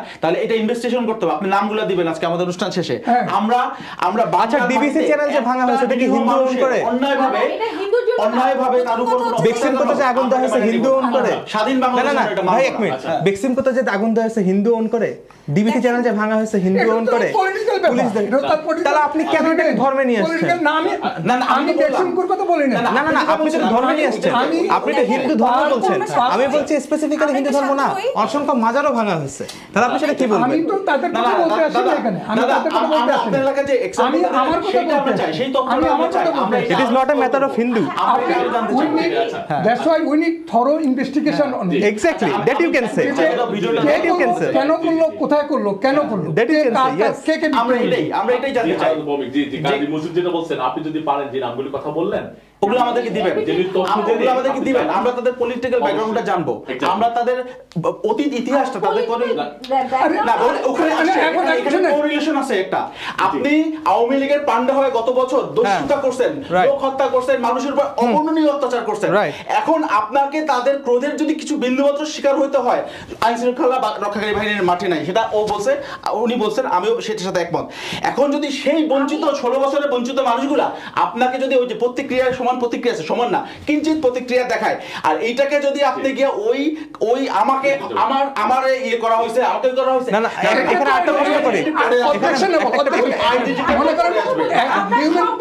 ভাই এক মিনিট থামেন এক মিনিট হিউম্যান রাইটস এখানে আমি আপনাকে একটা সবার জন্য সমান না আমাদের হিউম্যান রাইটস ভায়োলেশন হয়ে থাকে আমাদের আন্দোলনটা কিন্তু এটাই ছিল না এক মিনিট ভায়োলেশন হয়েছে আমি আপনাকে একটা বেনিফিট অফ ডাউট দেই ভাইয়া এটা তো স্বীকার করতে আমি আপনাকে ভায়োলেশন হয়েছে আমি আপনাকে একটা বেনিফিট অফ ডাউট দেই যা অ্যাট্রোসিটি এবং যার কথা আপনারা বলছেন আজকে যদি শেখ হাসিনা টিকে যাইতো 16 লক্ষ পরিবার জীবনে জানতো না যাদের ছেলে মেয়ে বেঁচে আছে আমি দেশে যেতে পারতাম না এখানে টকশোতে ঠিক আছে 14 তারিখে টকশো শেখ হাসিনা টিকে গেলে যা হতো শেখ হাসিনা টিকে গেলে যা হতো শেখ হাসিনা টিকে গেলে যা থামেন পলিটিক্যাল রিভল এটা আমাদের শেখ হাসিনা টিকে গেলে যা হতো তার 10 ভাগের 1 ভাগও হয় না ভাই আপনাকে শেষ করতে দেন আপনি কথা আরেকটা কথা হলো আপনি অ্যাজ এ সিটিজেন আপনি যে কোনো দলকে সাপোর্ট করার অধিকার আছে। না আপনি যে আপনারা যেটা অ্যাট্রোসিটির কথা বলছেন, আপনারা যেটা অ্যাট্রোসিটির কথা বলছেন এই জন্য আমি বলছি যে আজকে যদি শেখ হাসিনা টিকে যেত তাহলে কমসে কম 16 লক্ষ স্টুডেন্টের বাবা মা জানতো না। আপনারা আপনার লজিকে আমি আপনাকে দিলাম, আপনি বলেন অ্যাজ এ সিটিজেন যে কোনো দল সাপোর্ট করার অধিকার আছে, 100% এগ্রি করে আমি এই পয়েন্টে। এখন আপনি যদি আওয়ামী লীগের দল সাপোর্ট করে, আপনি যদি একজন ভিন্ন ধর্মের মানে হয়ে আওয়ামী লীগের দল সাপোর্ট করলেন, কোনো দোষ নাইতে। মুসলমান আওয়ামী লীগ করে, হিন্দু আওয়ামী লীগ করে, সবাই করে, আবার মুসলমানও বিএনপি করে, হিন্দুও করে। প্রচুর হিন্দু আছে যারা দেশে থাকতে পারে না গত 15 বছর। আমার পরিচিত অনেক বন্ধু বান্ধব বাংলাদেশে থাকতে পারে না, হিন্দু, বিএনপি করতো আমার এলাকায় ঢাকায়। তো এখন আপনি আওয়ামী লীগের দল হইয়া, হিন্দু একজন মানুষ আওয়ামী লীগের হইয়া ছাত্রদের বুকে গুলি চালাইছেন। এই অনেক মানুষ পুলিশের সাথে আপনি হেলমেট পরা, আপনি জ্যাকেট পরে গেছেন। এখন না এটার সাথে রিলেটেড, এটা বুঝতে হবে, এটা correlation is very strong here. You got to you have to get that point, you know, like না এখানে হ্যাঁ গ্রামে হয় নাই অত্যাচার, এই যে আন্দোলনটার সময় ঘর বাড়ি জ্বালা দেওয়া হয় নাই যারা আন্দোলনে গেছে তাদেরকে? না আমার এলাকায় এটা হয় না। আমি ইনফরমেশন নাই আপনার কাছে, তাহলে সলিড ইনফরমেশন নাই। কালকে রাতে আমি টেলিফোনে কথা বলছি, কালকে রাতে আমি টেলিফোনে কথা বলছি। আমার পাশের গ্রাম, আমার সেটা অ্যাকসেপ্ট করেন, আমরা এখানে বসছি কেন? আমার পাশের গ্রামে সমতার দেশ, অত্যাচার যেন না হয়। কালকে রাতে আমি টেলিফোনে কথা বলছি। আমার পাশের গ্রামে একজন আওয়ামী লীগ করতো, তার বাড়ি তো লুটতরাজ হয়েছে, ভাঙচুর হয়েছে। ওর আশেপাশে আরো 3-4টা বাড়িতে নিরীহ হিন্দু বেচারা সবে মাত্র আসছে, এসে বাড়ি করছে। আমি তথ্যগুলোই চাই। এই যে 4টা হিন্দু ফ্যামিলি বলছেন না, আপনি এই তথ্য, এই যে মানে একদম এই তথ্যগুলো এখানে ভিকটিম হচ্ছে এবং এদেরকে যদি বিচারের আওতায় আনতে না পারে যারা আক্রমণ করছে, বাংলাদেশ হিসেবে আমি লজ্জিত। একজন দেশের নাগরিক হিসেবে আমার মরে যাওয়া উচিত যদি এই নিরীহ মানুষগুলোর পাশে দাঁড়ায়। 53 বছরে আনে পারে না, গত 53 বছরে বিচারের আওতায় কারো করে আনে নাই, এখন আনবে না। আমরা আশা করি তো, আমরা সেই জন্যই বললাম, আমরা সেই জন্যই আন্দোলন করছি, আমাদের এই গণপত্তন এই কারণে। আমার প্রথম বক্তব্যে আমি সেটাই বলছি, ডক্টর ইউনূস আসছেন একজন নিরপেক্ষ দলবিহীন মানুষ, তার অধীনে নিরপেক্ষ তদন্ত হোক, দেশের শান্তি শৃঙ্খলা এবং স্থিতিশীল পরিবেশ ফিরে আসুক, সেটা আমাদের কামনা। ডক্টর মোহাম্মদ ইউনূস কিন্তু একই কথা এটাও বলছেন যে আপনারা নিজেদেরকে হিন্দু মুসলমান বলিয়েন না, আমরা বাংলাদেশী। আমরা বলতে চাই না, আর আপনি বলতেছেন যে হিন্দুদের উপর আক্রমণ, আমরা বাঙালি বলতে চাই। এক্স্যাক্টলি, আমি বাঙালি, শুধু বাঙালি না, আমি একটু ভিডিওটা নিয়ে কথা বলতে চাই। আচ্ছা, সেখানে হচ্ছে আমি যেখানে আসতেছিলাম এই ভিডিওতে বলা হচ্ছে জেনোসাইড হয়েছে। আমি তো কমপ্লিটলি এগ্রি না, জেনোসাইডের যে ডেফিনেশন এর মধ্যে কোনোভাবেই পড়ে না। আমি একটু শেষ করি। এখন আমি যেটা আসতেছিলাম, বেনজির সাহেব 600, আমার এলাকা পিরোজপুর সদরে বাড়ি, আমার সাথে বর্ডার হচ্ছে টুঙ্গিপাড়ার, ঠিক আছে? টুঙ্গিপাড়ার লোক বেনজির সাহেব। তো ওইখানে 621 একর জমি সে নিছে। এর মধ্যে আমি কয়েকটা টিভি চ্যানেলে ওদের সাক্ষাৎকার দেখছি যাদের জমি নিছে সে, এরা হিন্দু পরিবার এবং এক লোক বলছে যে আমার দাদারে ওর লোকজন এসে উঠাই নিয়ে গেছে, কথা বলছে, এরপর দিন দাদা ঘরে আসছে, একটা কথা বলেন, সকালে খুঁজার দাদারে পাই নাই। আমি 1 সপ্তাহ ঘুমাইতে পারি, দেখেন আমি গুজবাম হচ্ছে। একটা দেশ, যেই দেশের মাটিতে সেই লোকটা পয়দা হয়েছে, পূর্বপুরুষ, এদের অবদান অসম্ভব অবদান। আপনি পুরানো যদি স্কুল কলেজ দেখবেন সব হিন্দুদের নামে, ওই যে বজেন্দ্র মোহন, জগন্নাথ, হিন্দু যে যারা ছিল এদের বাংলাদেশের শিক্ষার ব্যবস্থায় এরা অনেক অবদান রেখে গেছে, এটা অস্বীকার করার কোনো কারণ নাই। আমি যে পয়েন্ট আসতেছিলাম, এখন এই লোকটা চুপচাপ তার নিজের ফ্যামিলির না বলে সে ইন্ডিয়া চলে গেছে বর্ডার পাস করে, কারণ বেনজির তার জমি দখল করে নিয়ে গেছে কত বিঘা জানি। তো তখন এই যে লোকগুলো পার্লামেন্টে দাঁড়াইছে এই ইলেকশনের পরে, এই সে কি একটা অবস্থায়, তখন কি সে পার্লামেন্টে এটা নিয়ে প্রতিবাদ করছিল? এটা তো বের হয়েছিল খবর তো মিডিয়াগুলো তখন প্রকাশ করতে পারে না, কিন্তু আমরা তো তখন জানতাম যে বেনজির ওখানে সংখ্যালঘুদের প্রচুর জমি জমা জোর করে দখল করছে, ভাগায় দিছে। হ্যাঁ, পার্লামেন্টে, এখানে ব্রিটিশ পার্লামেন্টে দাঁড়াইছে বা এখন শাহবাগে অবস্থান নেয়, এই অবস্থান নিয়ে কি তখন দাঁড়াইছিল? দাঁড়ায় নাই। এইখানে যেমন শাহবাগের যে একটা লোক বলতেছে আমাদের মন্দির পাহারা দিতে হবে না, খালি আক্রমণ করে না, এই কথার মধ্যে আমি ষড়যন্ত্র খুঁজে পাই। মন্দির পাহারা দিতে হবে যাতে আওয়ামী লীগের পতিত এই যারা অত্যাচারী মানুষ তারা যেন টাকা পয়সা দিয়া আক্রমণ না করতে পারে, সেই জন্য পাহারা দিতে হবে। আমি বলছি না দিদি যে কোন সরকার পলিটিক্যাল কথা পার্টির প্রতিনিধি আমি না, আমি বাংলাদেশের, আমি একজন বাংলাদেশি। আপনি একটু কথা শুনেন। জি, আমি আপনাকে বলছি, আপনি যে বারবার আওয়ামী লীগ বলছেন, আপনি বলেন যে যেই ক্ষমতায় থাকুক বা যে না থাকুক হিন্দুদের প্রতি হচ্ছে, কথা শুনেন। আমাকে একটু বলতে দেওয়া হোক। আমাদের হিন্দু ভাইদের আওয়ামী লীগের প্রতিবাদ করতে দেখি নাই, আপনি তো জানেন না। এই আওয়ামী লীগের সময় এই পার্লামেন্টে স্কয়ারে আমরা প্রতিবাদ করেছি। আমিও গেছি, আপনি ডক্টর শিবরার সাথে আমিও গেছি, তখন আমি পার্লামেন্টের সামনে দাঁড়াইছি। না কিন্তু আমরা আওয়ামী লীগকে তো স্তুতি করি নাই, আমরা আওয়ামী লীগের বিরুদ্ধেও প্রতিবাদ করছি। আমি নিজে এই ফরেন মিনিস্টার আসছে, তার সাথে দেখা করছি হোটেলে, আমরা পিটিশন দিচ্ছি তার কাছে, আমি নিজে গেছি ওখানে পিটিশন দিচ্ছি যে আমাদের হিন্দুদের উপর যে অত্যাচার সেটা বন্ধ করো। আপনারা ভাইয়া আপনারা একটু বের হয়ে আসেন যে হিন্দু মানে আমরা, হ্যাঁ হিন্দু মানে আওয়ামী লীগ না, এবং হিন্দু মানে ইন্ডিয়ার। আপনি বলেননি, আমরা যারা আমাদের প্রোগ্রামটা দেখবেন তারাও তাদের উদ্দেশ্যে আমরা বলছি এই মনস্তান্ত্রিক এই দ্বন্দ্ব থেকে বের হয়ে এসে বের হয়ে যেতে হবে। এবং আপনি 15 বছর আপনি যদি 100 বলেন, 15 বছরে যে আপনি বললেন তার আগের 15 বছরও কিন্তু আরো খারাপ। বলেন আসেন আমরা নিয়ে এখন ফাইট করব। না না দেখেন, আমি একটা তামাদি হয়ে যায় না কোনো অপরাধ যতদিন বিচার বিভাগ থাকবে অপরাধের ওখানে তদন্ত করা হোক, করা হোক। আমি তো বলছি এবং গত 15 বছরে যতগুলো হিন্দুদের উপর সেগুলো তদন্ত করা হোক। দাদা আমরা একটু মনে হয় আমরা সবাই রানিং লেট, আমরা শেষের দিকে যাব। আমার একটা প্রশ্ন আছে সবশেষ, আপনি কি কিছু বলতে চান সংক্ষেপে? আমি একটু সংক্ষেপে না, আমি ভাইয়ার উদ্দেশ্যে আমি একটা জিনিস ধরে দিতে চাই। আমরা এখানের উদ্দেশ্য হচ্ছে সমাধান, সেই সমাধানে আমরা যাইনি। আমাদের আসলে এমন একটা প্ল্যাটফর্ম, এটা আমাদের অনেকের অনেক কিছু বলার আছে, বলার থাকলেও আমাদের মেইন উদ্দেশ্য, আপনি যে বললেন হিন্দু মুসলিম, আমি নিজে দেখেছি মুসলিমের মসজিদের বিভিন্ন যে ইয়েগুলো ভাঙা হয়েছে। তো ফ্যাক্ট হচ্ছে যে এই ভাঙাভাঙি, এই মারামারি কাটাকাটি, এটা শেষ কোথায়? এইটা নিয়ে আপনি কি বলবেন? এটা শেষ কোথায়? আমরা তো চাই না। আমরা আজকে এই আয়োজন কিন্তু বিচার ব্যবস্থাকে আমরা একটা সমাধান করতে পারবো, জায়গায় দাঁড়ানোর জন্য, যে জায়গায় দাঁড়ায় আমরা যদি প্রাউডলি বলতে পারি যে আমি বাংলাদেশি, বাংলাদেশের মানুষ, আমার ধর্ম পরিচয় আমার, কিন্তু আমি মানুষ, আমি বাংলাদেশের সবার, হ্যাঁ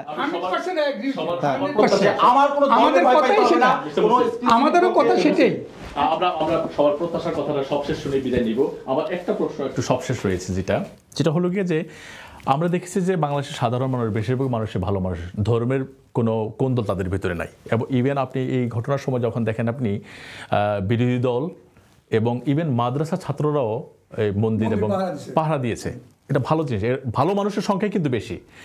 আমি এখনো বিশ্বাস করি এই যা কিছু হচ্ছে ধর্মের কোনো সম্পর্ক নেই, এগুলি সবই স্বার্থের দ্বন্দ্ব। আমি সর্বশেষ যে বিষয়টা আমি বলতে চাই, এই ঘটনাগুলিকে বাংলাদেশে যা হয়ে গেল আর কি শেখ হাসিনা পদত্যাগের পরে, প্রোপাগান্ডা এমনভাবে চলেছে, সত্য যা তার চেয়ে মানে তিলকে তাল বানানোর তা না, তার চেয়ে বেশি হয়েছে। আমি তিনটা একটু উদাহরণ দেই, যেটা শুধু আমাদের বাংলাদেশে না, বহির্বিশ্বে, বিশেষ করে ভারতে ওই বিষয়গুলি নিয়ে অনেক প্রচার হয়েছে। আমি তিনটা ঘটনা বলি, যেটা বিবিসি এবং অন্যান্য রিলায়েবল যেসব ফ্যাক্ট চেকার যারা আছে তারা চেক করে বলেছেন। একটা ঘটনা হলো কি যে মাশরাফির বাড়ি পড়া গিয়েছে, লিটন দাসের বলে প্রচার করেছে। এবার ভারতে কিন্তু এই প্রচারটা অনেক বেশি হয়েছে, বাংলাদেশে হয়েছে, ভারতে অনেক প্রচার হয়েছে। আর দুইটা বিষয় হলো কি যে 2 জন মহিলাকে ধর্ষণের যে বিষয়টা এসছে, তার মাঝে একটা ঘটনা হলো ঢাকা শহরের, সেটা হলো গিয়া যে একটা মেয়ে দীর্ঘ সময় ধরে ট্রাফিকের দায়িত্ব পালন করতেছিল, তার মা বাবা এসে তাকে জোর করে বাসায় নিয়ে গেছে। এতক্ষণ করে কেন? একদম জেনুইন খবর, এটার সাথে ধর্মের বা হিন্দুদের উপর অত্যাচারের কোনো সম্পর্ক নেই। আরেকটা ঘটনা যেটা আপনি একটু বলেছেন যে একটা মাইক্রোবাসে করে মহিলাকে নিয়ে যাচ্ছে, বলছে যে হিন্দুদেরকে ধরে নিয়ে যাচ্ছে ধর্ষণ করার জন্য। ওই ঘটনাটা হলো কি হিন্দু, এটা সত্য। যেটা হয়েছে ওই মেয়েটা যাকে ধরে নিয়ে গেছে, তাকে যেখানে বিয়ে দিয়েছে সেখানে সে থাকতে রাজি না, সে মা বাবার বাড়িতে চলে আসছে। তখন ওই মা বাবার বাড়ি থেকে তার স্বামী তার কিছু লোকজনকে নিয়ে জোর করে মাইক্রোতে উঠিয়ে নিয়ে গেছে। এটা আমি একদম, কিন্তু আমি বিবিসি সোর্স, যত সোর্স আমি সব দিতে পারবো। আমি একটু শেষ করি প্লিজ। আমি একটু শেষ করি প্লিজ। আমি বলতেছি না যে এখানে কোনো কিছু সত্য ঘটে নাই, অবশ্যই ঘটেছে, অত্যাচার তাও হয়েছে, এবং সব ধর্মের উপরে যে হয়েছে তাও আমি বলেছি। এবং এই বিষয়টাতে হয়তো আমরা কেউ এগ্রি করি, কেউ করি না, কেউ বলি যেটা ধর্মের কারণে হয়েছে, কেউ বলি যেটা না রাজনৈতিক কারণে হয়েছে। যেই জন্য আমাদের দর্শক যারা আছে তারা বিবেচনা করবেন। এখন এই তিনটা বিষয় আমাদের আরেকটা অ্যাড করেন। মেহেরপুরে ইসকন, আমাদের লন্ডনে ইসকন মন্দির আছে, মেহেরপুরে ইসকন মন্দিরে আগুন লাগানো হয়েছে। সেটার সপক্ষে আমি আপনার যাওয়ার দরকার নাই, সেটার সপক্ষে ইসকন মন্দিরই কিন্তু দিয়েছেন। না, আমি সবকিছু ঘৃণা জানাই, যা কিছু হয়েছে আমি অস্বীকার করতেছি না। হয়েছে যে কারণে হয়েছে কিনা, মেইন বিষয় হলো এটা ধর্মীয় কারণে হয় নাই। এটা মানে আলোচনা থেকে বোঝাই যায় এটা শুধু স্বার্থের দ্বন্দ্ব, রাজনৈতিক, সামাজিক, অর্থনৈতিক স্বার্থের দ্বন্দ্ব, ধর্মের কোনো বিষয়ই নাই। কাজে আমরা যত ধর্মের মানুষে আছি না, এটা নিয়ে দ্বন্দ্ব না করে সমস্যাটা যারা তৈরি করে তাদেরকে কিভাবে আমরা প্রেশারাইজ করে, প্রশাসনকে কিভাবে আমরা এই সমস্যাগুলি যেন আর না ঘটে সেদিকে যেতে পারে সেই বিষয়টা। আমার যে বলার যে বিষয়টা ছিল, এই 3টা বিষয়, এরকম অনেকগুলো বিষয়, এই বিষয়গুলি কিন্তু ভারতের মিডিয়াতে অনেক বেশি ফলাও করে প্রচার করেছে এবং আমি বলতেছি জাতীয় মাধ্যমগুলি বলেছে।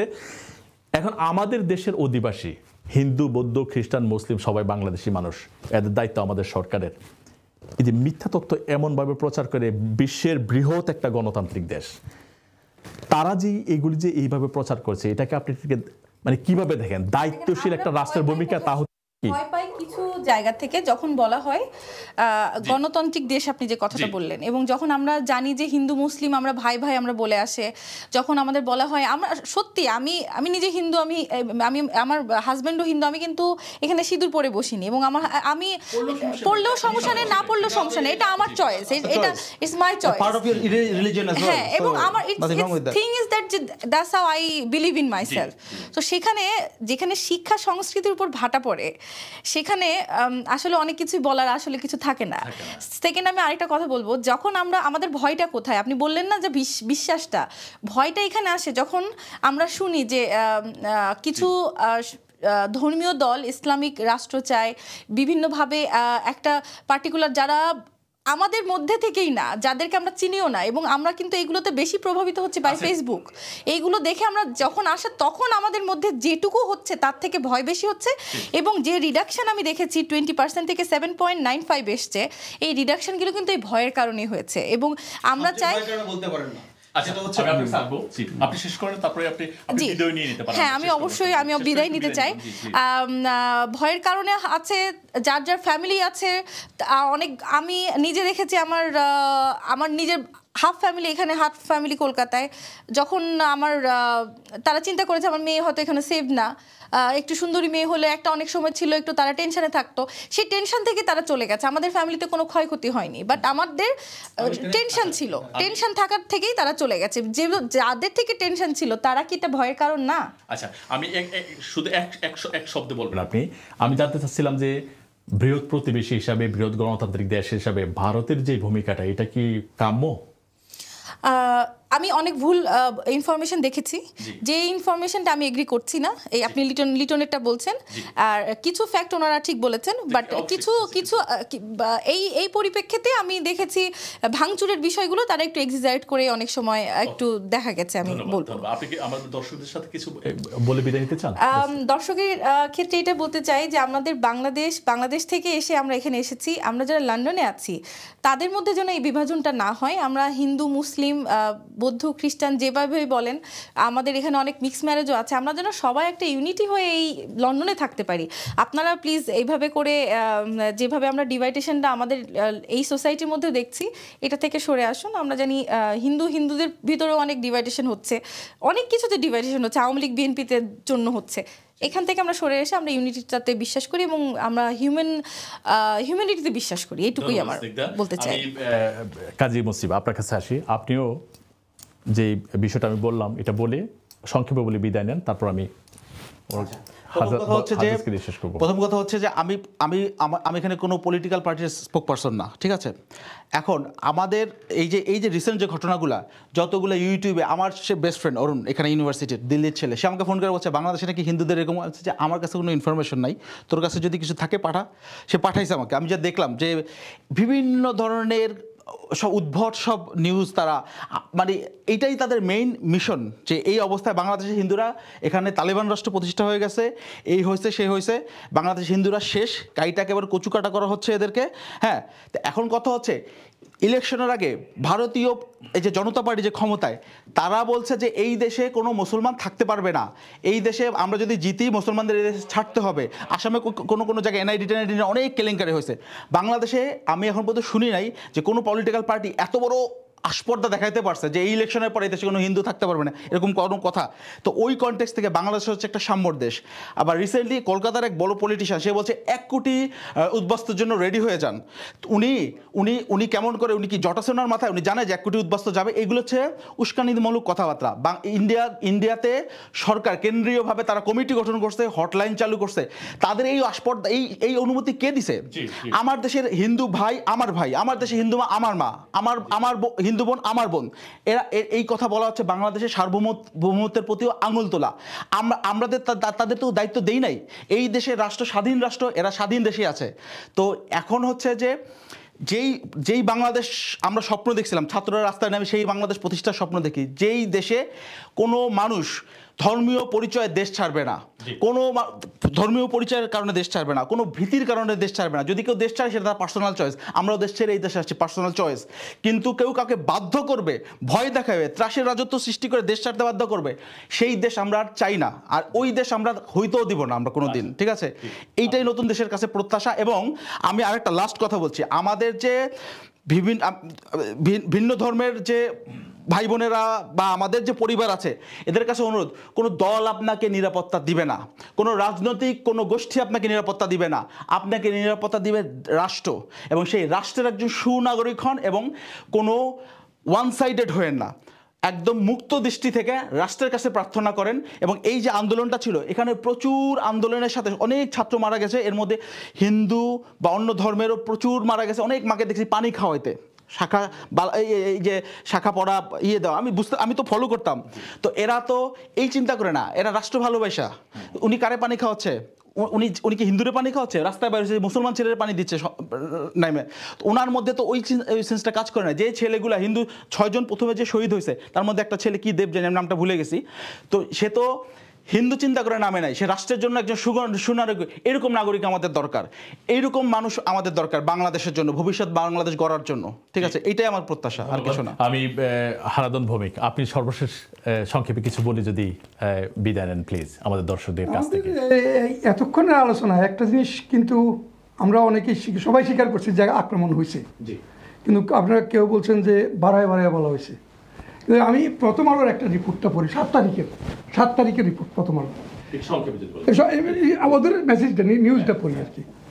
Minorities houses worship places under attacks at various places, এটা হলো হেডিং। সেখানে তারা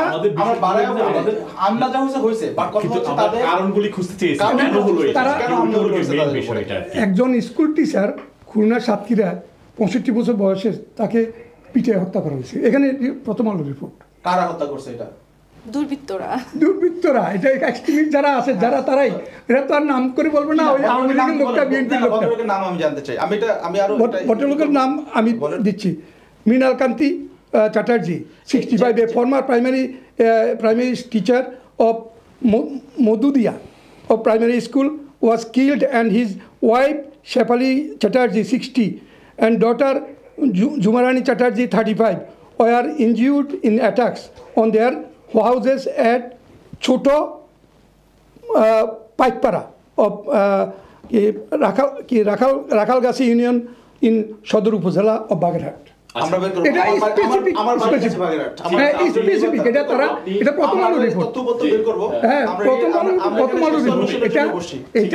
আমি বলি একজন মানুষ যদি হত্যা হয় সেটা হত্যা, জেনোসাইড হয় না। এই নিউজটা কনফার্ম করে। হ্যাঁ, জেনোসাইডের এলিমেন্ট গুলো হলো কি, মানুষ মারা যায়, কতজন না হত্যা হয়, মানুষের রেপ হয়, মানুষের ঘরবাড়ি আক্রান্ত হয়, ঘরবাড়ি জ্বালানো হয়, মানুষকে ঘরছাড়া করা হয়, এগুলো জেনোসাইড। মুসলমানদেরও হয়েছে, প্রচুর মারাও গেছে, প্রচুর মুসলমান। বাংলাদেশের জেনোসাইড, হিন্দুদের উপর জেনোসাইড নাও, এটা বাংলাদেশের জেনোসাইড হচ্ছে। উনি তো হিন্দুদের অপক্ষে কথা বলছে, হিন্দুদের কথাই বলবেন। আমরা কিন্তু মুসলমানের কথা বলি না, আমরা এখানে হিন্দুদের কথা বলি। আমি সবার কথাই বলছি। মানে উনি বলতে চাচ্ছেন যে বাংলাদেশের জেনোসাইডটা হচ্ছে, সেটা ঠিক আছে, এখানে এগ্রি করতে এইটা যে হচ্ছে প্রথম আলো নিজের রিপোর্টে সেটা বলছে, আমি বলতেছি। মিস্টার ভৌমিক, ঠিক আছে, আমরা শেষ করব। আপনি এখন প্রত্যাশার কিছু কথা, আমার প্রত্যাশার কথা তো আমি প্রথমেই বলছি, আমরা একটা শান্তিপূর্ণ সহাবস্থানের বাংলাদেশ চাই। এখানে না থাকবে হিন্দু, না থাকবে মুসলিম, বৌদ্ধ, খ্রিস্টান, কিছু ভেদাভেদ থাকবে না। সেখানে হিন্দু এবং মুসলিম যারা আছে সবাই ভাই ভাই হিসেবে, আমরা আগে 50-60 বছর 70 বছর আগে যেভাবে বসবাস করে আসছি সেইভাবে বসবাস করতে চাই। মুখে না হইয়া বাস্তবে হবে। একটা হিন্দু বাড়ি আক্রান্ত হলে সে আক্রান্তকারী বিচার হওয়া উচিত, সে দোষী ব্যক্তিকে আইনের সোপর্দ করা উচিত। এবং সেটা যেন এইভাবে 2001-এর মতো অন্ধকারে মিলে না যায়। ধন্যবাদ। 2001 অন্ধকারে মিলবে না, ওটারও আমরা অ্যাডজাস্ট করতে হবে। ধন্যবাদ মেশাবাবু। আমি সবশেষ হাজাজ, আপনি যদি কিছু সর্বশেষ এই যে শেখ হাসিনার ক্ষমতায় আসা থেকে শুরু করে পদত্যাগ এবং এখন যা কিছু আমরা দেখেছি এবং দেখতে পাচ্ছি, এখানে অনেক বড় একটা জিওপলিটিক্যাল ইন্টারেস্ট আছে। আপনার 1904-এ হেরাল্ড ম্যাকলেন্ডের তার একটা থিওরি ছিল যেটাকে বলা হয় হার্টল্যান্ড থিওরি। একসময় ইউরেশিয়া এবং তার আশেপাশের অঞ্চলগুলো ছিল হার্টল্যান্ড পুরো ওয়ার্ল্ডের জন্য, যে যারা এই ন্যাচারাল রিসোর্সগুলোর উপর কবজা করতে পারবে তারাই পৃথিবীতে রাজত্ব করবে। এরপরে হয় আটলান্টিক, যেটার কারণে ইউএস সুপার পাওয়ার হয়ে যায়। এখন হার্টল্যান্ড হচ্ছে আমাদের বে অফ বেঙ্গল, কারণ এটা ইন্দো প্যাসিফিক ওশেন, এখানে সাউথ চায়না সি যেখানে মালাক্কা চ্যানেল আছে, এই দুইটাকে এটা হচ্ছে কানেক্ট করে। তো এইটার বেসিসে 16th সেঞ্চুরিতে হচ্ছে আপনার পর্তুগিজ, ফ্রেঞ্চ অ্যান্ড ব্রিটিশরা ওখানে কলোনি এস্টাবলিশ করতে যায়। তো this is just an extended version. এখানে হিন্দু, মুসলিম বা খ্রিস্টান এইভাবে বন্দুক থেকে যখন গুলি বেরোয় তখন জিজ্ঞেস করে বেরোয় না যে কার গায়ে লাগবে। ওই রকম এখানে হিন্দু, মুসলিম, খ্রিস্টান হিসেবে হয়নি, এটা আপামর জনগণ আক্রান্ত হয়েছে। এবং সবচেয়ে যেটা কনসার্নিং, যারা সাধারণ জনগণ তারাও আক্রান্ত হয়েছে, যারা আওয়ামী লীগ করছে তারা হয়েছে, যারা সাধারণ জনগণ তারাও করছে। এবং এগুলোকে পলিটিক্যাল সায়েন্সের ভাষায় বলে collateral damage which is very demeaning. I don't mean to say that. কিন্তু প্রবলেমটা হচ্ছে এই জায়গায় যে যখন আমরা এটাকে ন্যারো করে ফেলবো যে হিন্দুদের উপর আক্রমণ হচ্ছে, তখনই আমরা আইসোলেটেড হয়ে যাব। যখন আমরা ন্যারো করবো মুসলমানদের উপর আক্রমণ হচ্ছে, আইসোলেটেড হয়ে, যখন আক্রমণ বলবো যে মাজারের উপর আক্রমণ হচ্ছে, আইসোলেটেড। আমাদের সবাইকে একসাথে দাঁড়াইতে হবে, একসাথে বসতে হবে এবং একসাথে এটাকে রেসিস্ট করতে হবে। মনে রাখতে হবে যে রেসিস্টেন্স কাম ফ্রম উইদিন। আমরা যদি আমাদের সোসাইটি থেকে, আমাদের পরিবার থেকে, আমাদের অভ্যন্তরীণ এই মনস্তাত্ত্বিক চিন্তাভাবনা থেকে যদি আমরা রেসিস্টেন্স গ্রো করতে না পারি, আমরা প্রথমে এটা বুঝে নিতে হবে যে আমরা এই দেশের জনগণ, আমরা এই দেশের মালিক। আল্লাহ রাব্বুল আলামিনের মেহেরবানিতে পলিটিক্যাল সায়েন্সের ভাষায় আমরা এই দেশের মালিক। আমরা কারো দয়াও ওখানে থাকবো না, আমাদেরকে ওখানে কাউকে দয়া করেও চলতে হবে এরকম না। আমরা সবাই ইকুয়াল, আমরা ইকুয়ালি ওখানে চলবো। তো এই জন্য আমাদের সবাইকে রেসিস্ট করতে হবে। আমি অবশ্যই এটাকে তাদেরকে ধন্যবাদ জানাই যারা হিন্দু বিভিন্ন অর্গানাইজেশনগুলোতে হামলা হওয়ার পরে এসে সেগুলোকে রাতভর পাহারা দিয়েছেন। আমি অবশ্যই সেটাকে ধন্যবাদ জানাই। এবং আমি একই সাথে জীবনে এটাও আশা করি যে ভারত বা পার্শ্ববর্তী দেশ যেখানেই এরকম কিছু হবে এবং সাধারণ যারা যে ধর্মের অনুসারী তাদের মধ্যে বিভেদ থাকে না, বিভেদ চলে আসে যখন ইজম চলে আসে, যখন পলিটিক্যাল একটা ড্রাইভিং ফোর্স সেখানে চলে আসে, পলিটিক্যাল একটা উদ্দেশ্য সেখানে চলে আসে। আদারওয়াইজ আপনি সমস্ত ধর্মগুলোর মধ্যে দেখেন দে আর কো এক্সিস্টেন্টলি লিভিং উইথ ইচ আদার। তো এটাই আমি চাই, এটাই ইনশাল্লাহ আশা করি যে সামনে বাংলাদেশ এরকমই হবে। ধন্যবাদ আপনাদের সকলকে। আমাদের থ্যাংক ইউ আপনাকে আমাদেরকে দাওয়াত দেওয়ার জন্য। অবশ্যই আবার হয়তো দেখা হবে কোনো এক সময়। আমি আমার দর্শকদের কাছ থেকে একটু বিদায় নিয়ে নিই। প্রিয় দর্শক, আপনারা শুনছিলেন আজকের আলোচনা। আমাদের বাংলাদেশ থেকেও আমাদের হিন্দু সম্প্রদায়ের কিছু ভাই বোন তাদের মতামত দিয়েছেন, তাদের কথা আপনারা শুনেছেন এবং স্টুডিওতে আমাদের সকলেরই জ্ঞান গর্ব কথা আপনারা শুনেছেন। সবাই একটা বিষয়ে একমত হয়েছেন, বাংলাদেশে ধর্ম নিয়ে যেই খেলাটা হয়, ধর্মীয় সংখ্যালঘুদের উপরে যে বারবার যে অত্যাচারের অভিযোগ উঠে এবং কিছু কিছু ঘটনা যে ঘটে তা অস্বীকার করার কোনো সুযোগ নেই। এই ঘটনাগুলির সাথে সত্যিকারের ধর্মীয় কোনো ক্ল্যাশ যে নেই এটা সবাই স্বীকার করেছেন। এখানে ধর্মের নামে রাজনৈতিক, অর্থনৈতিক এবং সামাজিক এবং হাজ্জাজ যে কথাটা বলেছেন খুবই গুরুত্বপূর্ণ, জিওপলিটিক্যাল একটা ইস্যু এখানে কাজ করে এখানে। তো আমরা আমাদের এখন যেই ইন্টারিম গভর্নমেন্ট রয়েছেন, আশা করি এই গভর্নমেন্ট সব কিছু আমাদের স্বাধীনতার পর থেকে আমাদের সংবিধান থেকে সবগুলি প্রতিষ্ঠানে যে ধরনের গণতন্ত্র বিরোধী যে সকল নিয়ম কানুন তৈরি হয়েছে, এই সবগুলি দূর করে আমাদের একটা সুষ্ঠু সুন্দর গণতান্ত্রিক রাষ্ট্র উপহার দিবেন এবং তারা রাজনৈতিক দলরাই আমাদের দেশকে চালাতে হবে। আমাদের ইন্টারিম গভর্নমেন্ট হয়তো সাময়িকভাবে আছেন, কিন্তু তাদের কাছে আমাদের সবারও দাবি যে তারা যেন একটা সুষ্ঠু সুন্দর পরিবেশ তৈরি করে দিয়ে যান, যেখানে আমাদের ধর্মের হানানি থাকবে না, কোনো বৈষম্য থাকবে না, অর্থনৈতিক, রাজনৈতিক, সামাজিক যে ধরনের বৈষম্য হোক না কেন এগুলি যেন দূর হয়। আমাদের সিস্টেমগুলিকে যদি, আমাদের প্রতিষ্ঠানগুলিকে যদি সুষ্ঠু একটা সঠিক পথে তারা রেখে দিয়ে যান, পুরো জাতি তাদের কাছে কৃতজ্ঞ থাকবে। ওই সুষ্ঠু প্রতিষ্ঠানের সিস্টেমগুলো যদি কাজ করে তাহলেই শুধুমাত্র আমরা শান্তির দিকে ফিরে যেতে পারবো, হানাহানি সব কিছু বন্ধ হবে। সবাইকে শুভকামনা করে এবং বাংলাদেশের সুষ্ঠু সুন্দর ভবিষ্যৎ কামনা করে বিদায় নিচ্ছি। আপনারা আমাদের সাথে দীর্ঘক্ষণ থাকার জন্য আপনাদের সকলকে ধন্যবাদ জানাচ্ছি। আবারও ধন্যবাদ জানাচ্ছি বাংলাদেশ থেকে যারা যোগ দিয়েছেন এবং স্টুডিওতে যারা যোগ দিয়েছেন। ধন্যবাদ সকলকে, সবাই ভালো থাকুন।